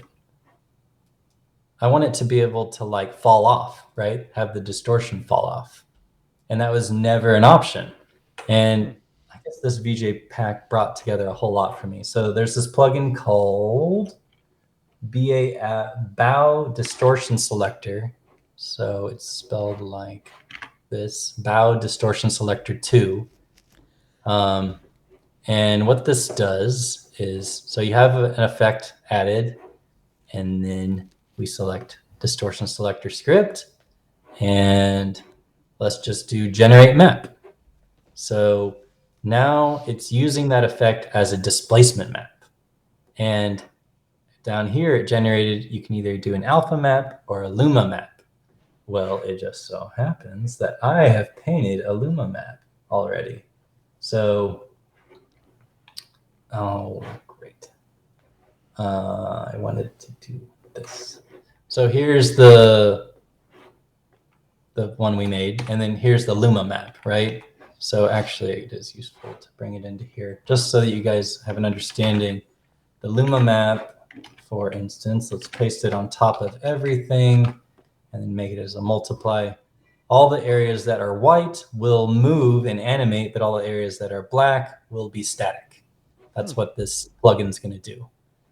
So for instance, we're going to work on this area particularly, and that we don't want it to animate anymore. So with all that in mind, let's now import this Luma map, and we're going to import it as footage because we don't need the damn layers. And then from here, we just plop this Luma map into the Luma map comp, Interesting. and we get all of a sudden. Wow. It's like a mask for an effect. That's pretty cool. Yeah, and it's like a game changer for a lot of the stuff I do, where like, you can see all of a sudden control. This is falling off precisely where I want it, and it's a gradient. And like, oh man, when I found this, I was like, oh, I could have used this years ago. So all said and done, you end up with a result like it's loading like this. So here's like I fully animated it. And the first few I wasn't thrilled with, but as I got into the process, I gave myself a full month, which, by the end of it, I was like, oh my God, what have I done? I was seeing bugs in my dreams. Oh no. But I rendered these out with alpha because I just really want to see how people have these creep into on scenes on stage or layer on top or spit them into synesthesia. Rendered them at 60 frames per second, 4K with alpha channel.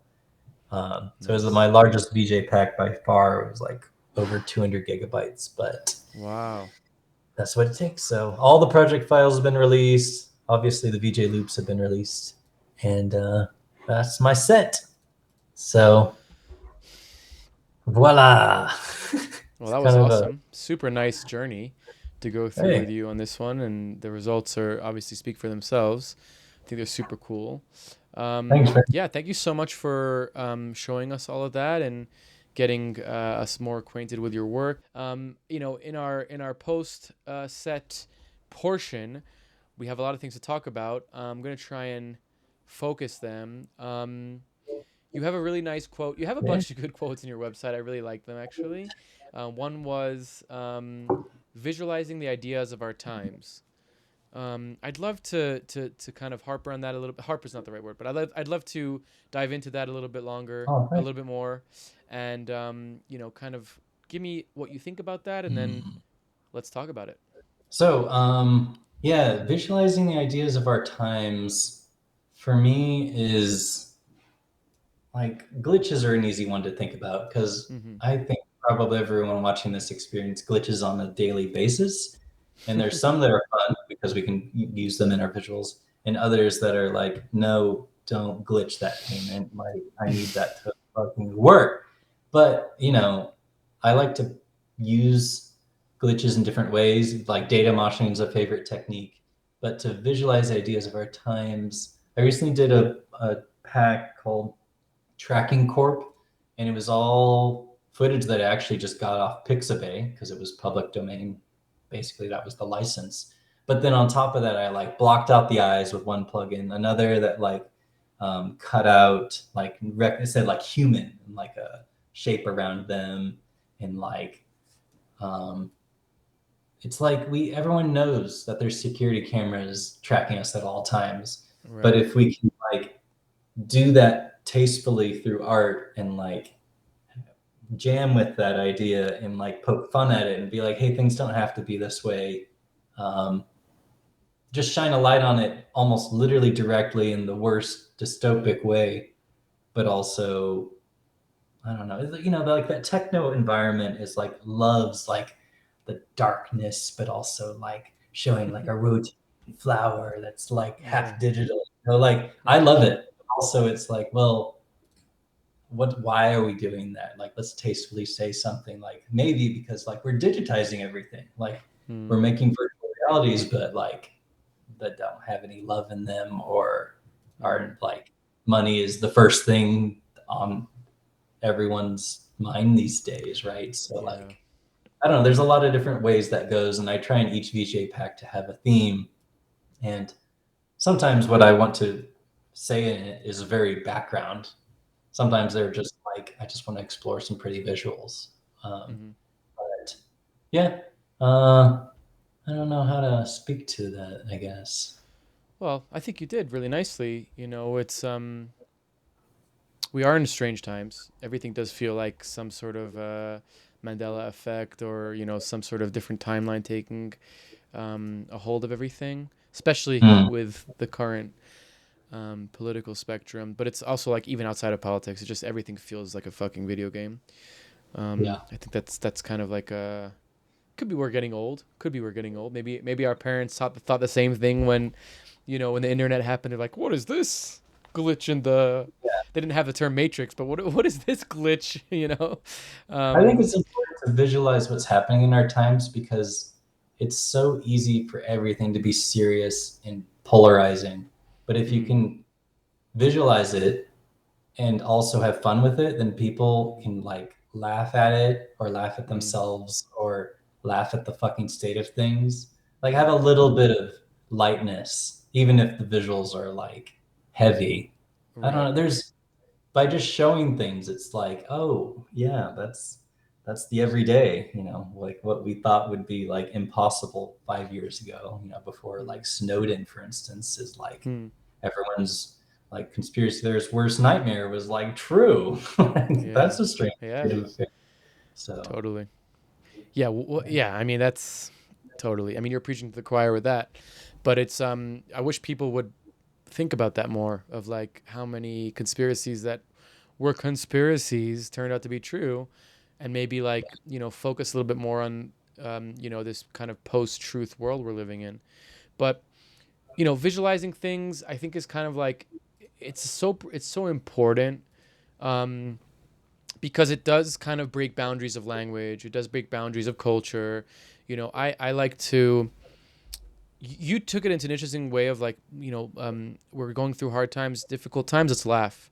I like to bring it to like the idea of like iconography, but even deeper into like my spiritual aspect of like sacred geometry is like a way of saying it, but it's even deeper to me, where it's like symbolic, uh, pre-culture kind of ideas and shapes.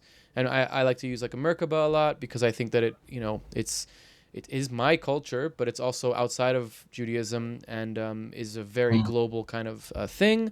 Um, and like by using this icon, by bringing it to life in whatever way, in my way, it's in 3D world, whatever, then now it's kind of like maybe this icon, maybe you don't, maybe your subconscious does, maybe your subconscious doesn't, but it's a thing, it's very simple, it's a shape, and because it's not like a national, I mean, people do think that it's a Star of David, but they're just wrong.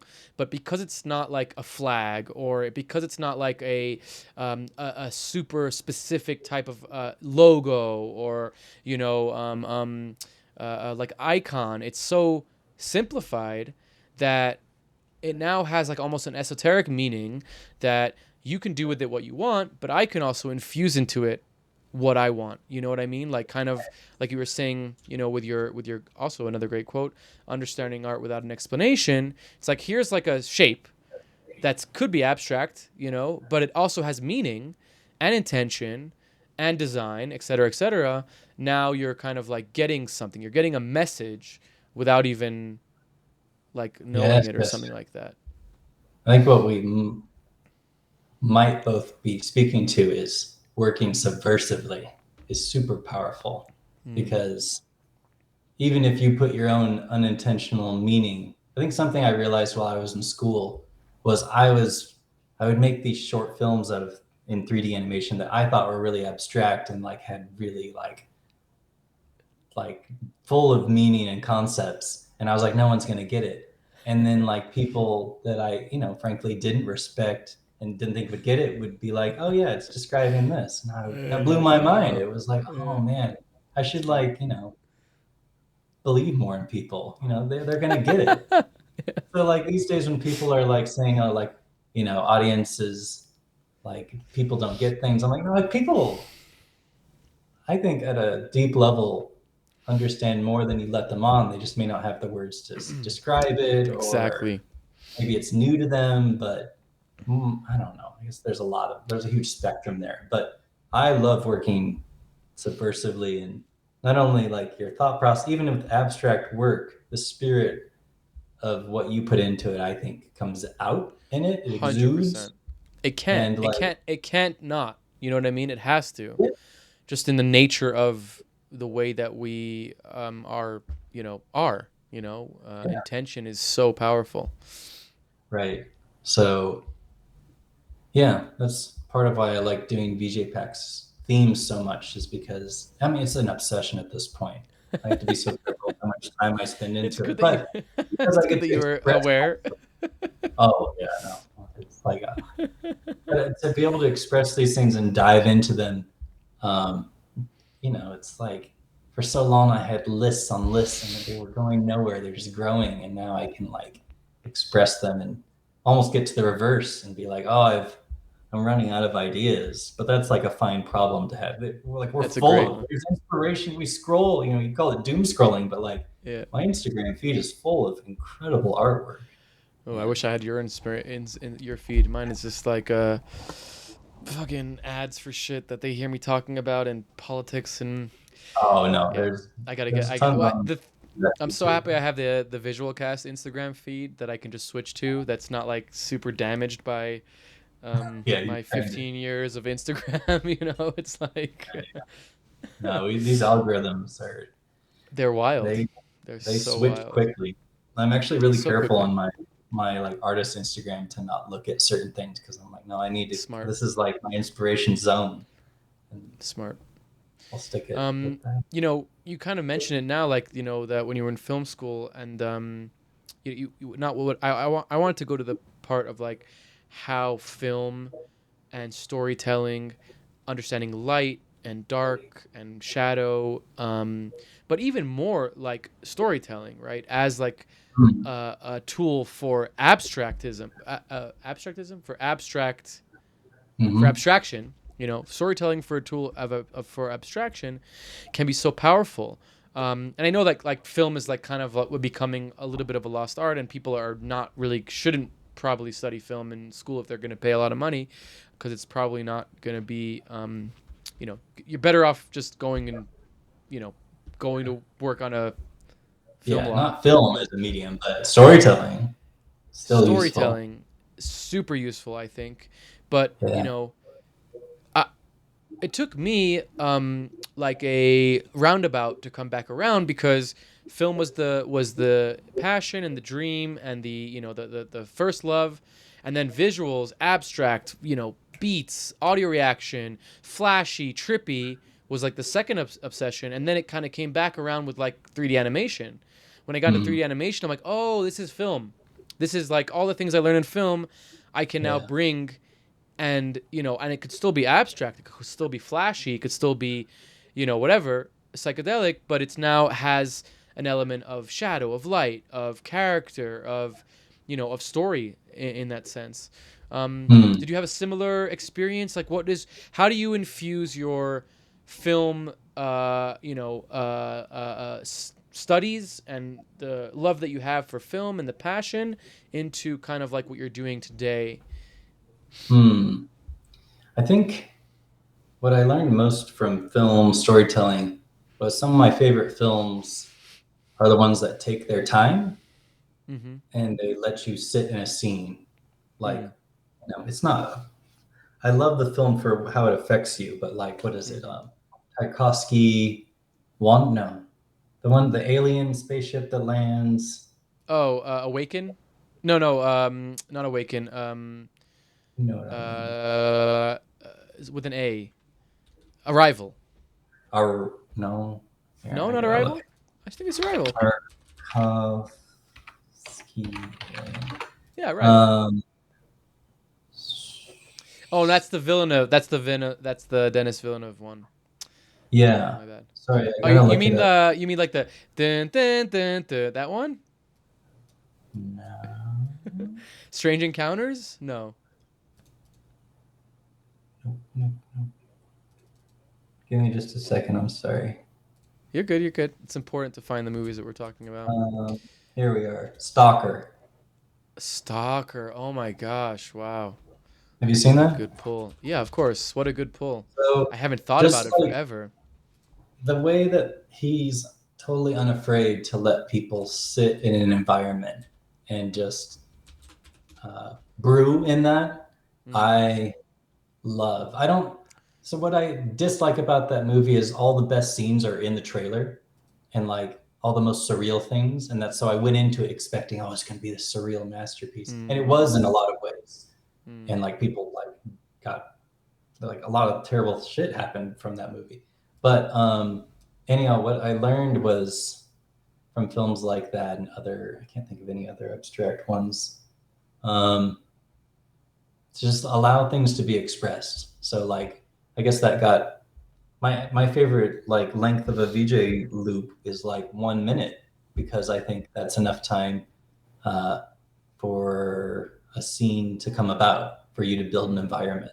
So I guess I really like exploring variations on a theme because I know, well, something I live by as an artist is what I think one person's trash is another person's treasure, right? Like, so I render everything I release, I'm proud of, but there are some things that I'm like, I don't think I'd use this, but I know someone else will. And, That's interesting. like I do draw the line, but like I like exploring as many variations because if you're trying to build a scene, like, I don't know, I like thinking of songs as individual sets, Right. even if it's, Right. especially with DJs, they literally are like mixing together different artists and the visuals, if they can match the vibe of the song, especially if you get the songs ahead of time and you can kind of like choose the visuals and you're not busking or improv, then you can really build, I think, a rich, it can be rich live too. It's just, you have to think on your feet so much more. But when you're able to choose the visuals in advance, I think you can get even more deeper. That's not shit talking improvised at all. I just think I come from like I don't perform, so I don't know what to say. Don't say that. You do know what you're saying. It's it's a hard one to wrap your head around because there really is like that kind of thing of there's obviously the biggest discussion is loops versus real time, et cetera, et cetera. But people forget the idea that like, and I'm like the biggest advocate, right? I don't do any loops. I'm anti render, but I don't look down on anybody that uses loops because I also came from there, and Yeah. a Resolume set can be just as improvised and generative as a TouchDesigner set. Whatever, you can argue this till tomorrow, but it's like there's something about the moment when you're in front of people, when you're performing, when you're and bring it back to our initial discussion, the intention of the artist that made the loop, or even my intention when I made my generative patch, is going to be different, and it's going to be viewed through a different lens when you're in front of people, when the music's different, when there's projection, LED, whatever the medium is, the different room, the different place. So it's kind of, it's almost like, well, the intention of your art makes a big difference to the art itself, but the intention of the performer or the artist using that is way more important. Does that make sense in some Yeah, way? yeah, yeah. Well, and you touched on something that I've thought about a lot. So real time versus pre-rendered. I love real time stuff. Where it trips me up is like, will it work in 5 years? Right? Like stuff is moving so fast, stuff breaks that like for me to make something and like have to worry as like, a creator, it's like I don't want to Huh. make like I would love to make synesthesia scenes, and I will at some point. I hope to. But the thought of it not working in 5 or 10 years, or having to fix them all because So interesting. they change something that Change. like like there's a version breaking change. That's like a Right. thing, right? Where Right. they Right. change the platform, and then you're like, oh fuck, all my scenes don't work anymore in this version. Everyone Interesting. always wants the latest version. So like I like pre-rendered content because as long as your hard drive doesn't die, it's there. It's waiting for you. Such an But interesting take. I've never heard this take before. But please. you and I grew up in the time of like download it or it'll evaporate. It'll Right. go Right. Right. away. Right. Totally. Totally. Totally. Like I worked with, I guess because I do so much AI tech, this stuff, what works 3 months ago, 6 months ago, won't render anymore. So I have to have versions of Comfy UI for like, I have like 3 versions installed right now because only certain things work in certain Yeah. tools. Yeah. And Yeah. even It's then they'll exciting. break because they'll auto update or some bullshit. So I love real time, especially for live when like audience is involved or someone's painting on a light tablet. Like there are possibilities there. I just like to make the content that people then put into their real time sets. So I don't know. So interesting. I look at it almost backwards because my Mm. ethos is anything that I build that's a live patch or generative is now infinite. And if I'm going to spend a lot of time and effort to build something, I don't want it to build it once. I want to build it once and then use it a million times. And Uh, like you're saying the same thing, but just on the flip side yeah, of like, yeah, render it out but yours once and is you a can use it. living document, right? A project. So like you're Right. continuing to refine it. But if Continue you to zipped refine it it. and like put it Right. up, Yeah, I never thought about it like that because it was me. It's like I don't think in the future aspect. I'm not thinking about 5 years in the future. I'm thinking about like now. I'm gonna put 10 hours into something. I want that 10 hours that I put into it to not be locked in. You know what yeah, I yeah, mean? yeah. Like I want that 10 hour. If I'm gonna put 10 hours, I want to make something that's like alive or alive's a strong word, but like that's infinitely changeable and iterative, or even it's like the 10 hours that I put into something, I want that thing to be able to now be changed in 5 years. You know what I Yeah, mean? Like right. because I made it in this way, then I can alter it and change it. And I guess like having like your project files is kind of that concept. Well, I Um was about to say on that, like the alien insects project files, I was even nervous to release that because I mm, was like, well, if they don't install these 2 plugins, it they won't can't even use it. work. Right, right, right, right. So it's like, okay, well, will those plugins work in future versions of After Effects? So I just put in all the version numbers and I was like, fuck it, it's out there. Have fun. You know. For somebody who is kind of, oh, my thing is glitching out here.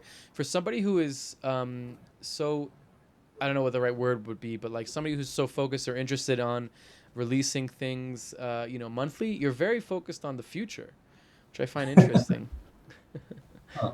I think I've just been burned so many, like I've lost so much data in the past by not backing up Mm, and like, mm. I don't know. Yeah, that's a good point. Ooh, that's interesting. That the trauma of losing the thing Well, is I think also because I distribute like 3 terabytes of content, I've been forced to think about like, okay, I release 50 to 100 gigabytes a month. How am I gonna continue support doing that. this and not worry Yeah. about bandwidth? So there's been always a aspect of like, how do I sustain this? So Hmm. I don't know. I Well, I think the real answer, to not speak on that too much, but I prefer to get all that pre-thinking done up front, and then I can just do the art and yeah, like not worry yeah. about it anymore. That's So what a lot of people tell me that, and I always this summer I had this not argument but this debate while we were at Master of Puppets with the guys there, because they're like half of them, or Lucas does real time, and then the other Marcus and Xavier does like renders, hmm. and then they VJ it in Resolume, and sometimes connect to Touch, but that the whole conversation was like, oh, your shit's you're wasting hours now trying to figure out the problem in your code while I'm uh, like thinking about all these new ideas and coming up with all these beautiful things. And I'm like, yeah, but when I figure out my thing in my code, when I'm performing, I can do whatever the fuck I want. It was like this back and forth and back and forth. But when you reach these points of like tech, it's like problem solving or like bug searching while you're in the moment. It's very um, it sucks. It sucks because I have all these ideas and I have to put them on the side to figure out my shit, and Yeah. I do sometimes contend with that. And really the best solution to that is just to come super prepared. But then obviously you never can be prepared for anything that's going to I mean, happen. I think that's part of what killed performing for me was when tech issues happened, because I was both the VJ, the artist, and the person running the show. They would be like, "Well, what's wrong?" And I'm like, and it would just kill the vibe for Yeah, the me, vibe. Totally. Like, Totally. but I wasn't cut out for it anyhow. So Yeah. focus on what you're good at. Don't put your Totally focus on what energies you're where good you at. For sure. There's so many options to do. It's funny because Yeah. for me, it's like when like if a problem arises in a show, it can totally kill me. But then if I solve that problem in the show, I'm high on a kite. Like I'm Oh yeah. so happy, but then, there has been times where I haven't solved it and I've been extremely upset and sad. Um, It's there's definitely interesting. some, Yeah. what? Well, similar on that note of performing, not performing, every time I talk to VJs and I tell them that I don't like performing, there's a moment of confusion. They're like, well, why not? Why not? And I think it's just baked into our skulls, either through social media or like if you have a platform to perform on, like why wouldn't you do that? Mm. And I've decided for myself because of who I am and like how I was raised and everything that like I'm not good on a stage. Put me behind the curtain. Actually, no, put me not even behind the curtain, like far away, Outside the building. miles away. Yeah.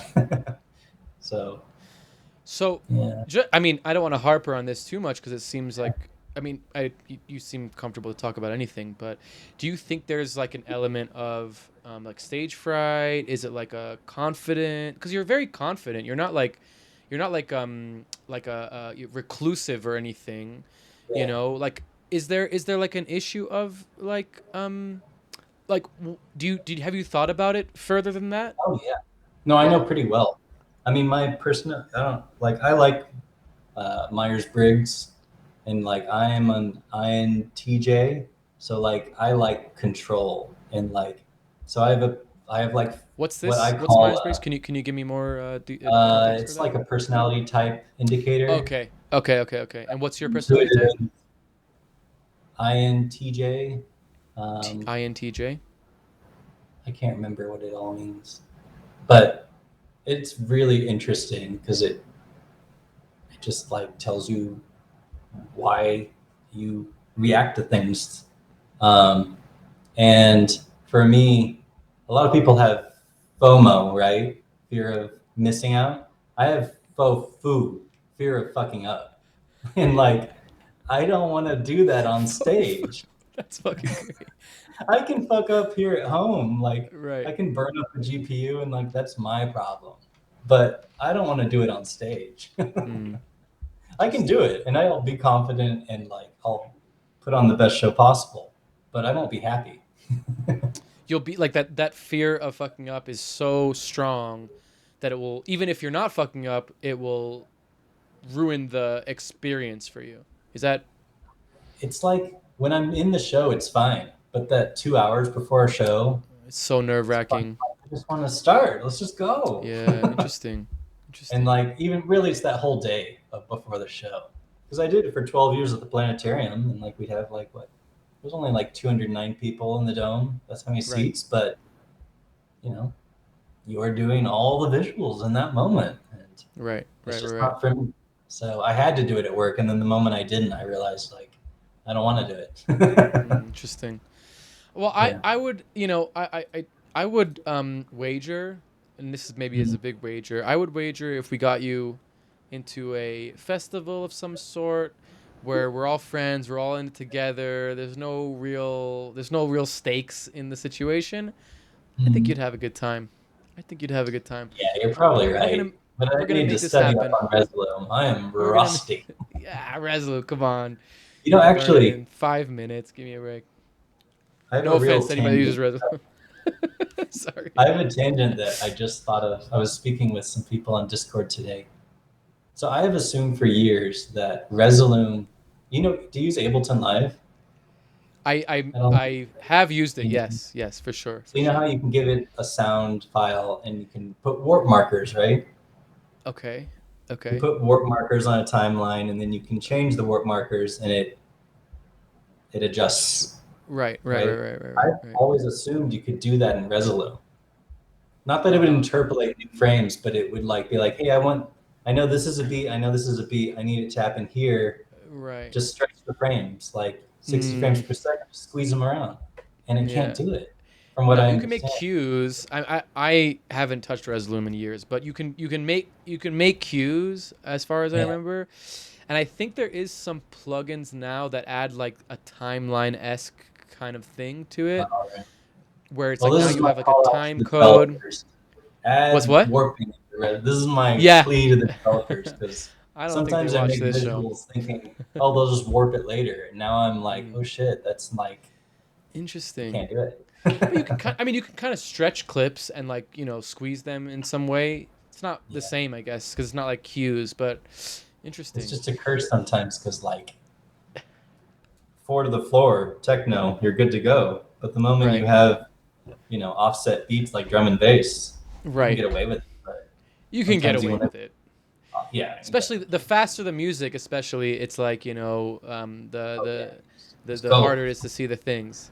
But then we'll come back around. Real time Yeah. is your friend because you could just change the speed of whatever you Mm, want. you're right. You're totally right. um, I've been wanting to okay, explore Unreal because it seems which like one? the future. Unreal.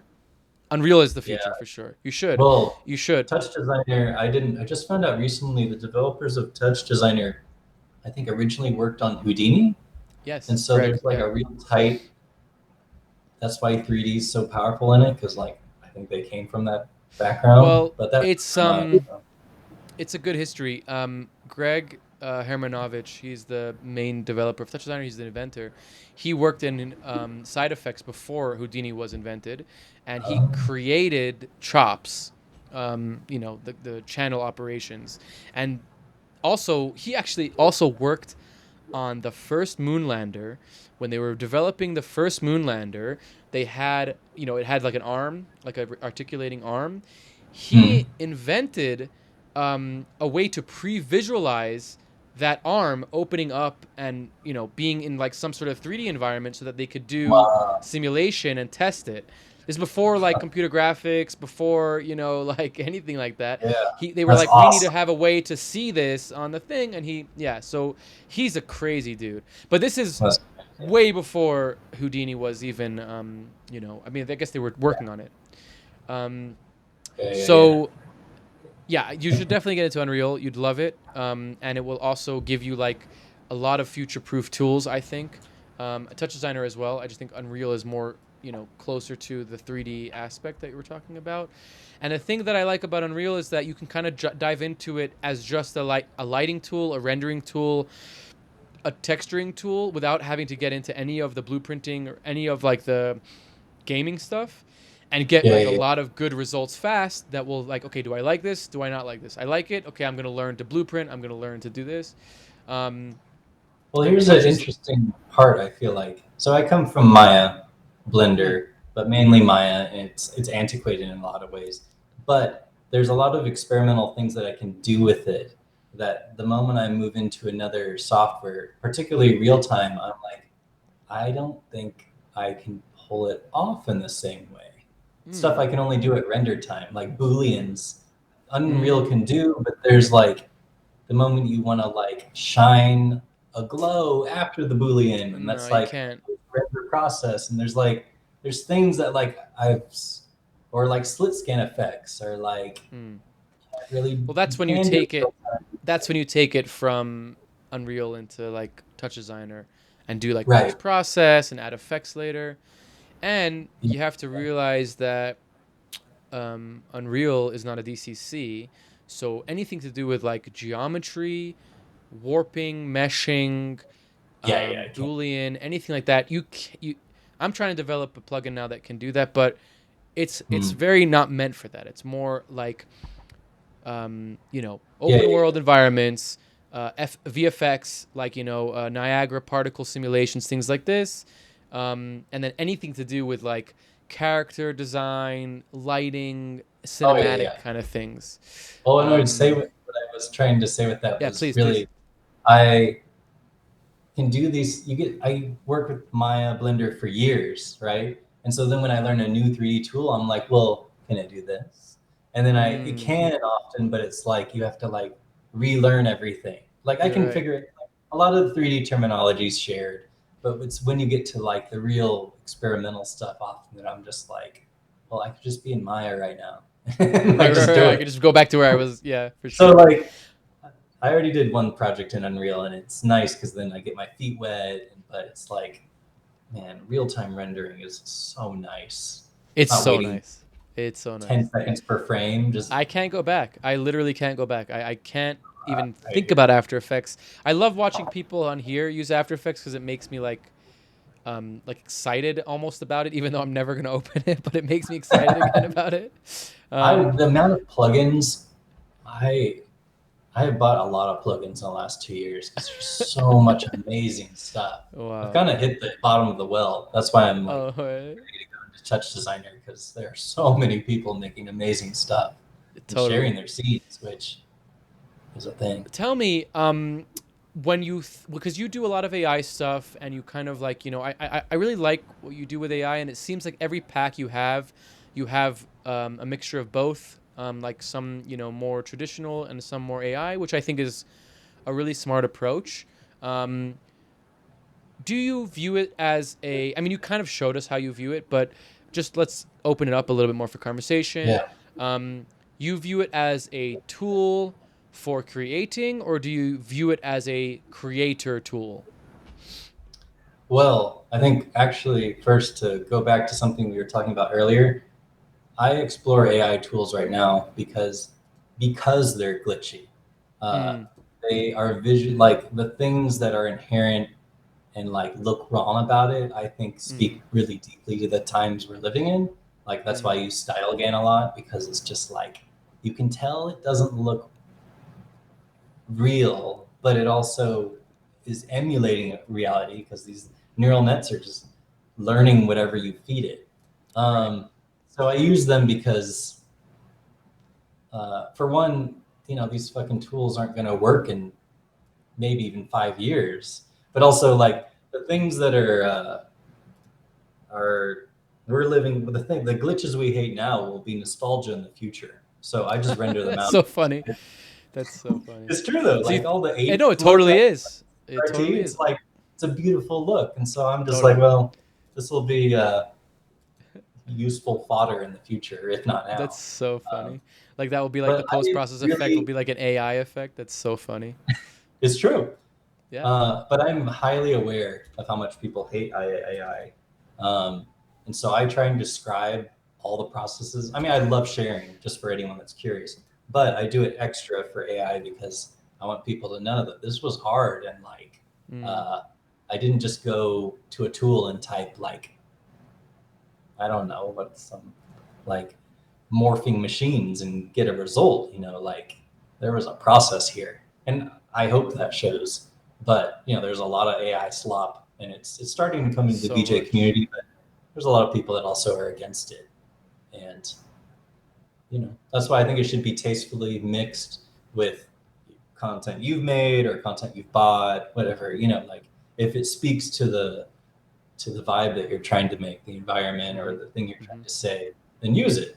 And if people give you shit, then like have a good reason of why you think whether you just like it. You're like it works well, or I don't know. I don't know.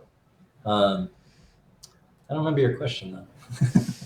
Like AI is a kind of being used as, like I use AI for coding. Like now they're calling it vibe coding, which I kind of love because it's like they're using it as like a derogatory term, and I'm like, no, you idiot! I'm chilling and having a great time while doing something that somebody spent a hundred Yeah, thousand dollars on a fucking degree for, and I'm just chilling with yeah, it. It's just like derogatory. I'm taking it back. Um, I love vibe coding. I think it's great. I don't use a lot of the stable diffusion stuff, but whenever there's like new iterations of Stream Diffusion, like the real time Mhm. thing. Then I always download it and Power. trying to like see what it can do and how I can incorporate it. But yeah, I think it really just like what is so I use it as a tool of creating. I use it as a tool to make my life easier. Yeah. Do you have that line in the sand, or is it even a line for you of like where is the line of like using it as a tool to Yeah. make my stuff better, or where is it the line to like just make things because it does it? You know what I mean? Yeah, yeah, yeah. Well, for one, I've loved generative artwork for a long time. Um, that was like probably first in processing. Maybe I did drawings that were highly recursive. I made actually a piece of Python software code called Vector Recursion Workbench that would like make these beautiful patterns that you could then laser cut. So it's just generative art. But anyhow, the things I'm doing now, I've always wanted to do. So it's kind of like, well, naturally, I'm going to dive in head first. But I do have, I guess, certain frameworks or limitations that I impose on myself. In that, like, if I do occasionally, a few packs I've generated like content. I think I did like a few loops on Runway or something. And so when I Okay. get something from a service, which is pretty rare, I force myself to play with it. It's the starting point, right? It's not like, okay, Smart. it's done. No, it's Right, like, right, no, right, no, right. now I'm gonna like alpha cut it out and then like time warp it, maybe do like a displacement map in Maya. Like Mm, it has to be the kindling to play with. And then gotcha. I use AI tools a lot right now because they make visuals that I can't do any other way. I'm not using it Interesting. because it's AI. It's because it's like the morphing graffiti. I think really hit a nerve. Well, a good nerve. It's a I good don't know one. what you call it. No, it's a good one. It worked well with the VJ community because um, that's like what I see in my head. I feel like for years, like these beautiful forms, and I can't draw that. I'm sure there's some animators out there that could, but it expresses, I feel like, more of what I see in my mind when I uh, look at graffiti. And graffiti was probably, you want to talk about inspirational sources. Mm. That was one of those truly subversive things. You see a little glimpse when you're like driving, especially as a kid. And I was like, whoa, what was that? And so like Yeah. strong effect on me. And to finally, that's like my third BJ pack on graffiti, but to reach that like wild, morphy, untamed thing. And I'd love to do more, but like I gotta there's a few things whenever a new AI tool comes out, I plop into it. Like I tried it on VO recently. I haven't tried Midjourney, but I'll give it an image of graffiti, and I'm like starting image or a last image, Right. and See how it man, does. they break down bad. Like it Really? just brings in a spray can and like just does like a It can't do it, huh? Interesting. total horseshit. Um, but my other test that doesn't work anymore was telling it to visualize Chrome because it's a reflective thing. So like it Right. wasn't Can gonna it do, even do it? Right. and now, man, Now it's good at it. it does it well. Yeah. Yeah. So But do you often think about, I mean, I'm sure you often think about the future of where this is going. Like, you know, I Mhm. I kind of am less not infatuated, but less like entranced by it now because it's been already like what 2 or 3 years almost, and I Yeah. feel like yeah we have had made huge leaps and bounds, but at the same time everything still looks kind of the same. Yeah, I Mhm. know they always tease these video models that can do commercials, but it's like it always doesn't. It's so specific. It's so like, you know, Yeah. uh, whenever they release like a trailer for the thing, and then you go use the tool, and it's like you're never gonna get anything close to what they have in the Oh, no. announcement thing. Um, so it's like I don't know. Have we reached some plateau? Is it some Moore's law? Is it just like when you throw so much money on things, things never really end up becoming good? Do you think about this often? Like is there like something that you feel is changing and shifting? Specifically about stable diffusion art or let's say image generation, because obviously when it comes to automation that's already happening. That's going to change the world for sure. Um, Yeah. Yeah, it's a good question. I think in terms the big models, the Google or Runway, Midways is I think a better one, but I haven't even explored it yet. But all these models are trying to do everything, and they do right. everything badly.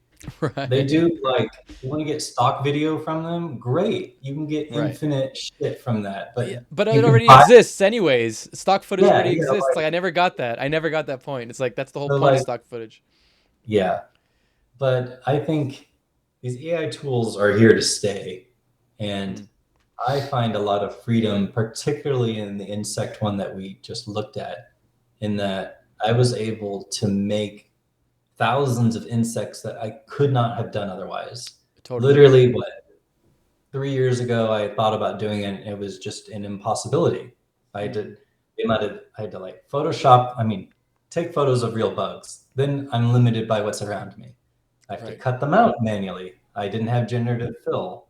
Um, I mean, I guess those are the prime examples, but it allowed me to explore so many more options and um, combine it. What it made, like I gave it a very specific thing to do, but then I would start being like, oh, I wonder if I put a crab and a praying mantis together, what am I going to get? Like Mm, I feel like I think actually Brian Eno said it really nice.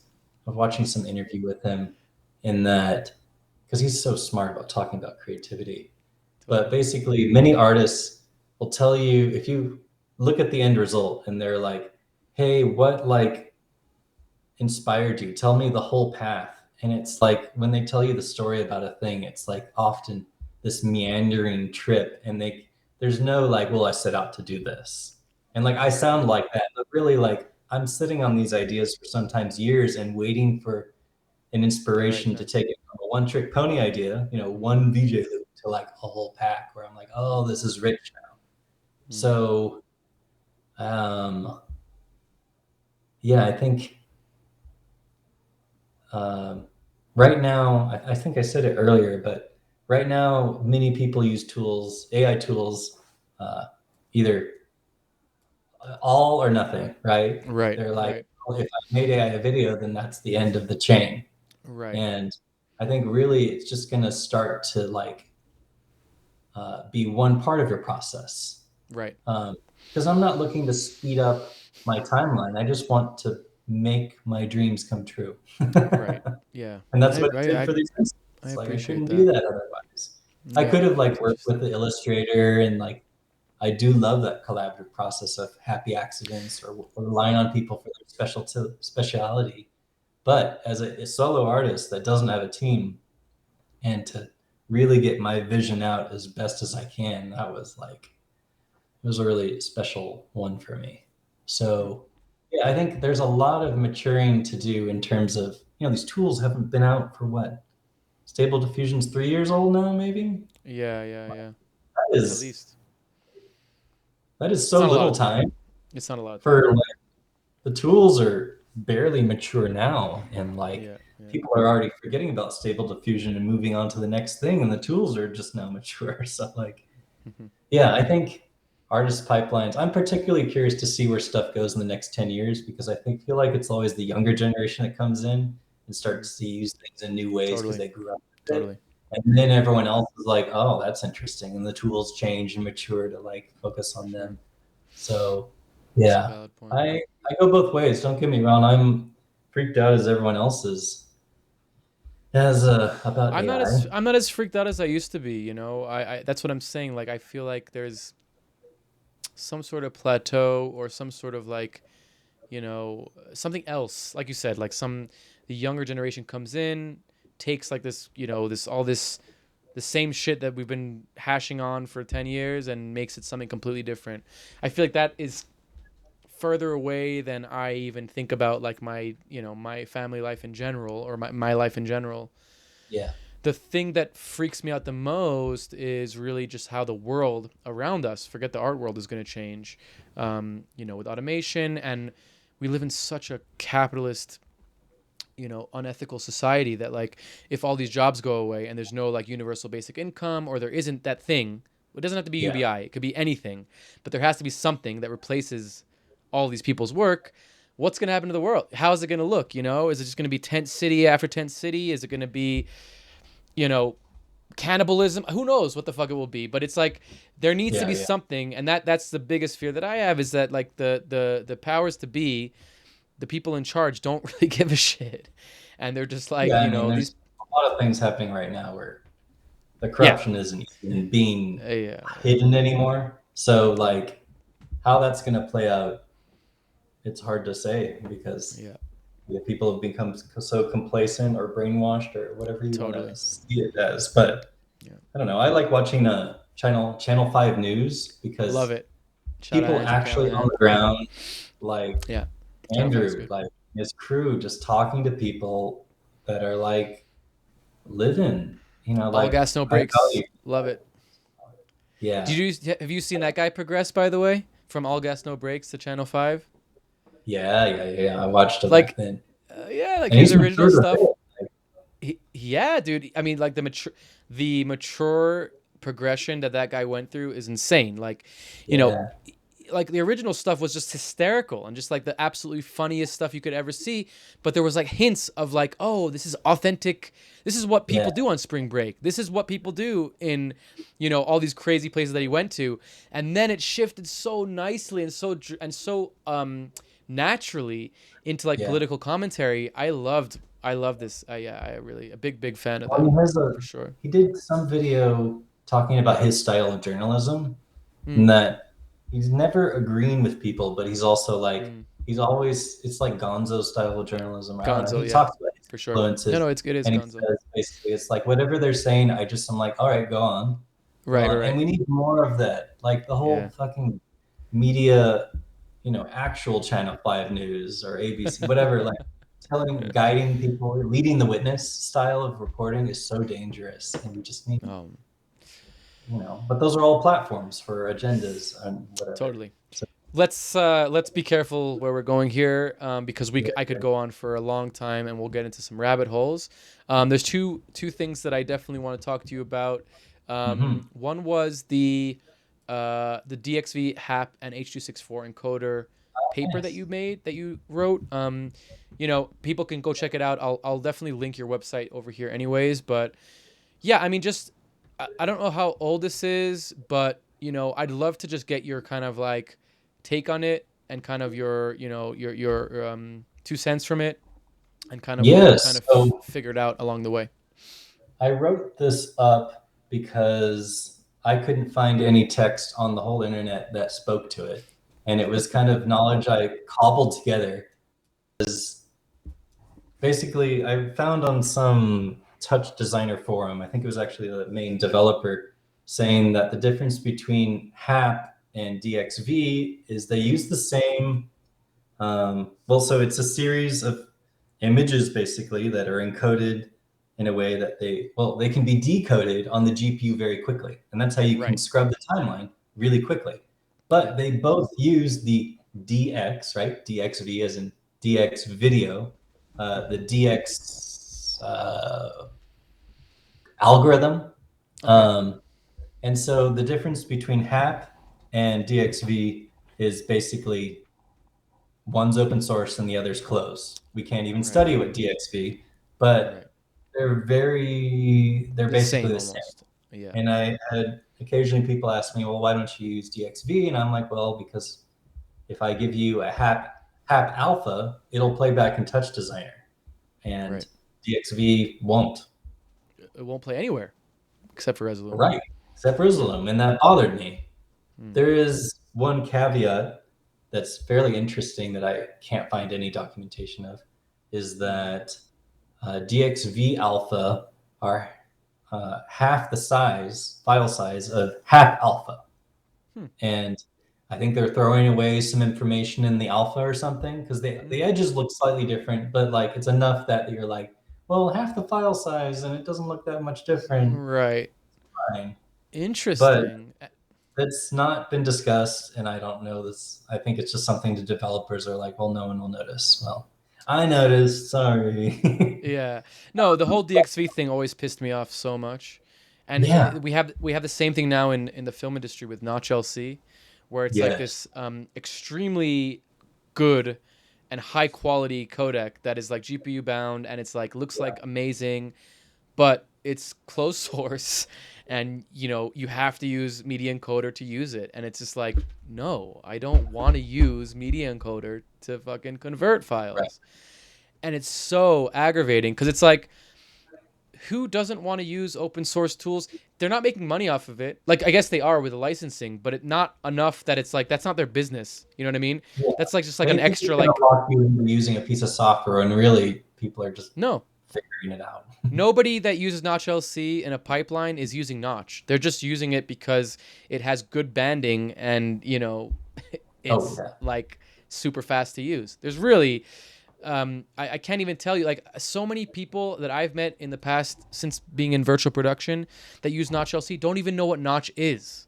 They don't have any, so like they're pulling in some like licensing fee from Adobe and from Touches, whoever's using it, but it's like, just make it more accessible. Like there's no Yeah. real, it's so stupid. Well, even what's Um, funny is like I was trying to figure out, did I do something unique to make HAP work Look in better. Resolute? Right. No, even Oh, work, just playback in work. Resolute. Right. Because on the forums at some point they're like, oh, HAP doesn't play back in Resolute. Huh. But I think at some point they just added support and didn't tell anyone. And Like they didn't even make it a so big thing. It's so so funny. you can, if people get confused, I've had people say, oh, you can't use them in tandem. It's like, no, you Right. can use No. the codec. Yeah. So I Yeah, wrote it's just a all this codec. stuff up just to kind of be like, here's why you need to like convert from H.264 to HAP or DXV. Here's why I use it. Just put it out there on a fucking So website. do you use H.264 from like After Effects? Like you don't use an uncompressed format when you're exporting? My rules are, if I'm exporting with alpha, then I do Mm-hmm. HAP alpha.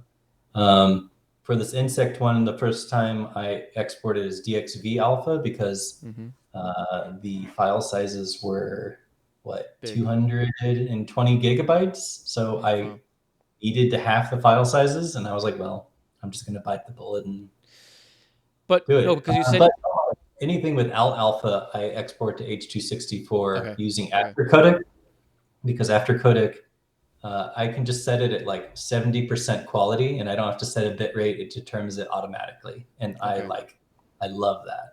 It looks good. I know it'll look good, and it makes the file as big or as small as it needs to be. Fine. Right, right, right, right, But right. I went through many years in After Effects CS6 having to set a custom bit rate, and I'm like, never again. Well, I've never really thought of like as my master file encoding as a H.264. I usually will either use like a ProRes, or I like H.265, and there is a HVEC alpha. There's an H.265 with alpha that you can get in Yeah, FFmpeg, which is pretty I cool. want to do that, but it's not. So It's not H.264 converted. I mean, it's allowed in Resolume, but H.265 won't play back. No, it's a totally specific codec. And even if it does, even if it's supported by some things, there's the alpha flavor is a very specific codec. I'm just Yeah, yeah, saying yeah, for like, you know, I've just been diving deep into FFmpeg and like after codecs and like all these like free open source tools, yeah. um, because I like that kind of idea. But yeah, this write up's really interesting. I definitely recommend people to look at it. It has I'm glad you some checked really it out, interesting 'cause I don't information. know if anyone ever read it. On the same note, I'm what sh- I would love to do is to render 10-bit video, but Resolume doesn't support 10-bit. yeah, you don't need it. Yeah. I get it. Already 4K 60 frames per second 10-bit would be enormous files, but for No, gradients, like, the man, reason 64 kills gradients. the reason that Resolume doesn't support 10-bit is because it's not a professional tool, and Yeah. if you're not working in a professional work environment, you don't need 10-bit. But this is why I tell people all the time, like this is you've seen this argument, I'm sure, on the MoGraph Mafia of like Resolume isn't a media server. Yes, it can be used as a media server, but Yeah, you can play like notch it 10-bit can files, but it's a hack. it's a hack. It's not actually outputting 10-bit, and Yeah. it's like, look, it's like this is like a pixel, a pixel, what's the word? Not fucking, like pixel picking Map. or whatever, like just Oh, like being like very pedantic about the thing. Um, but like in our in virtual production, we don't go, if you go under 12-bit, you'll get a DP coming up to you being like, "Hey, why does it look like this?" And you're like, "You can see the difference," yeah, and yeah, it's yeah. like they can, on that kind of level they can. Anyway, I digress. On this note, one more interesting Please. aspect. So, talking about banding, so I did find out an interesting little hack of sorts. So I render out to H.264 as my delivery codec because the files are small, and if you give it enough bitrate, It you looks don't good. see any blocking, any compression Yeah. artifacts. It's Yeah. quite good. It's not perfect. You will lose some detail, and the colors get a little darker or whatever. But for the most part, things are fine. Uh, for a long time, I had issues with like if I render a fractal, on a black background, then all the gradients would get super Muddy. banded, right? But I Okay. realized that if you here, let me get up my saved a screenshot of this. Let me share my screen. Is that cool? Yeah, of course. This is really quick. Can you see this? Yeah.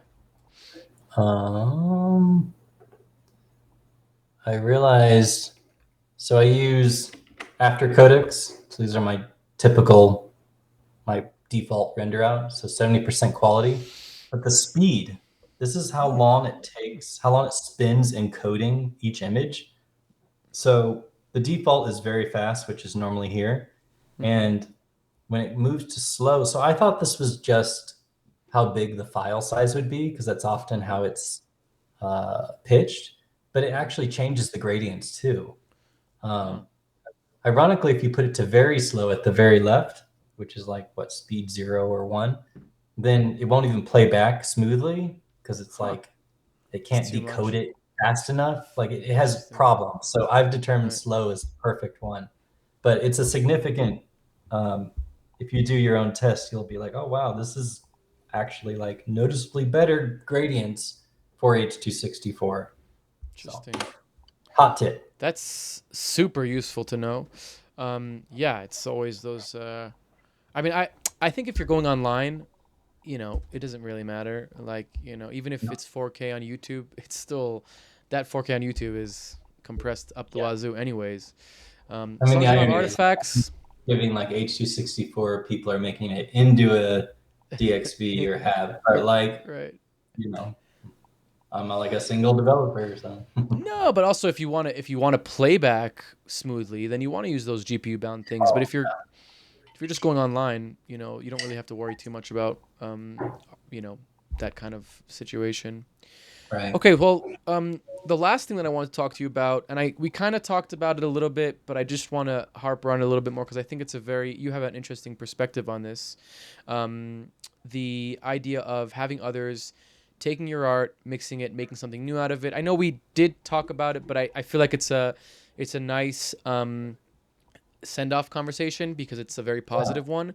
Um, so yeah, let's just dive into a little bit more, like, maybe outside of like the intention that we spoke about a lot and kind of like what the artist's intention is, just like the idea of like obfuscating your ego, taking that out of the picture of like, oh, it's mine, this is me, because that's something that like we all contend with, me as well. um you know um it's a good feeling when you see your shit on the wall. Like, it feels really, really, really good. And when Yeah. it's you doing it, it feels even better because it's me. I'm doing it. This is my art. So, Mhm. what is this, you know, how does it feel to you to kind of um lose that feeling? Maybe that's the wrong word, but like to give that feeling to somebody else. Let's say it like that. You know what I Yeah. mean? Like, yeah. I think, like we were saying, when whatever effort you put into a project, um, that exudes that in different ways. But I feel like the art then takes a life of its own. And like I don't find out a huge amount I don't see clips. I love it when VJs send me a clip and I can like reshare it on stories because like get their work out there, but also like I just get to see it. But love, I don't think there's enough of, I mean, I come from like the art world, not really, but like that is a very insular, like, look, I made a thing and like Right. no one else is allowed to touch it or like even comment on it anymore. Like, this is what it means. And I like putting something out there, putting it out there in mass and just be like, all right, jam with it. Like that excites me. The, um, uh, like for instance, when I meet people who aren't in the community and they're like, well, do you get a credit in the show? And I'm like, well, VJs barely even get a credit. Like, I'm not going to get one. Right. I don't even want one. It's fine. So Yeah. for me, it's just like I don't know when it happened. I just want to make things and put them into the world. That's my way of, in a small way of making the world a better place. It's just like, I'm going to make the work, put it out there cheaply, put it out there as a, like in a bulk fashion and see what happens. Like it's just a different philosophy, experiment maybe of sorts. But I think there's so much freedom when, I mean, I guess to be less philosophical, when I started this, I thought really carefully about, uh, well, what happens if VJs feel like they get enough content? They're like, okay, I'm good. And that doesn't happen. VJs always want fresh shit. They'll always get another hard drive, right? They're like, they want to show the latest, greatest things because they get sick of looking at the same stuff too. And they will like have their old favorites and they'll remix it with their brand new stuff. But to anyone that wants to make stuff and you're like, oh, well, the marketplace is so saturated. How do I fit in? It's like, well, don't worry about that. Just make it. Just get it out there. If you're excited about it, I guarantee you someone else out there will pay money. They're excited about it too. One person's trash, another person's treasure. So some people out there will think it's treasure. Others are like, maybe they don't think it's trash, but it's not for them. So yeah, I don't know. I'd rather less. I don't worry about like my license is very simple. It's like, please only use it for live purposes. Put it on YouTube, fine, but like, this isn't to like be to go into a movie or something. So Right. for other use cases, contact me. And like, I haven't had any of that because these are VJs, they're performing with it live. Yeah, so in a roundabout way, I guess that's my philosophy. I'm just excited to get stuff out there, and it hasn't gotten old for me yet. And so it's been, I think, exactly 4 years, and yeah, that's me. Hell yeah, dude.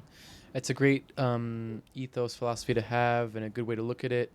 You should be you should feel good about that perspective because a lot of people I just had Keith on, shout out Keith Fractal Visions, and he's Oh you know he yeah, he has the opposite where he uses lots of other people's stuff in his sets. And we yeah. that You was just kind fly of on the Timber ship. yeah, hell yeah, that's right, he did. So, it was kind of that the same kind of question, but like in a different perspective of like, what does it feel like to use other people's stuff in your show? And it was kind of like the same, very similar answers of just like, it's not really about that. It's more about like he wants to platform people. He wants to give people a voice and show their work to other people, and it makes his work better. And you're kind of Yeah, like yeah, coming at it from like I want to give people the ability to do cool shit and have cool shit, and so yeah, I think that perspective, that intention is felt in your work, and keep on doing it. Like let's fucking go, as they say.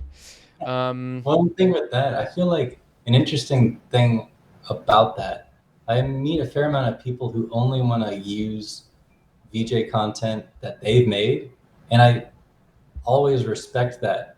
But there's also a part of me that's like, I think you're gatekeeping yourself. Like there's so yes, much good stuff. it's And so good. secondly, the audience doesn't care. They Not that don't they don't know. care that you didn't make it. Yeah, no, they don't. That's what I mean. They're like, it's just cool. Like they think you made it all because, well, you are performing with it. But like, there's no delineation between like stuff I made and stuff that I'm showing. So like, yeah, I think it's just like there's something culturally that gets baked into people's Oh, head that like it's they made it all, then it means more. When really it's it's just like people ego. just want to have a good time and like Yeah. maybe be like heightened awareness and like yeah. So Look, everybody has their path, and I think that everybody, should do what they feel best about. I could say from my experience, I had a very hard cut into like I'm only doing my own stuff, mhm. and years of that, from making loops to doing my own patches. Only in the Yeah. past 3 or 4 years have I shifted to now I have people that, what it was for me? It was when the people that I mentored or the people that I brought into this world were like, hey, use this. And I'm like, you know what? Why not? Like, I mean, but that's like a great connection, right? Because it's like you like totally. But shepherd it was them, and my, you're like, oh yeah, but it's like ego thing, right? Like my ego needed me to have some sort of relation to it for me to use it in my thing. But yeah. But we ever all since make our that, own rules, and like every totally. artist has No, their like their their ways of working, and like I have nothing against people who only want to use their own content because like I only make content and release right. it. You Like only make your own content. there's like I could like work in different ways, but I got my ways of working, so I don't know. It's a But just weird to, way just to to, since then I have also taken things from people that I have nothing to do with that I just love Mm. their work and they're willing to share, and it feels so good because when you play it and somebody's like, "Whoa, that's so crazy." I have the opportunity to be like, "Yeah, that's my dude. He made Yeah, this yeah, shit. yeah. How cool is it?" And it's the same feeling of like, "Oh, I made that." There's something about that. Oh yeah. Like I get a platforming real thrill people. when I see VJs mix stuff that I could never have fathomed. I guess to speak back why I do it, because it's just like it is so amazing to see that the different forms of creativity, and I like celebrating that by releasing my artwork for anyone to use. Hmm, So hell yeah. there's Well, on that note, I think we've reached a really nice ending point. Is there anything you want to share with us or tell us or promote anything before we head off? yeah. This was really great. Thank you for having me. Thank you for coming on. If any of y'all really like these bugs or other VJ loops, then check out my Patreon. Um, Here. link down there. And thank you to you and doing this a wonderful podcast. Wow. What an episode. Thank you so much for watching. Thank you to Mantis Smash for the intro and outro music. Thank you to Sophie Holder for the amazing internship helping us with all the episodes. And thank you to the guest for coming on and spending time with us. See you next week.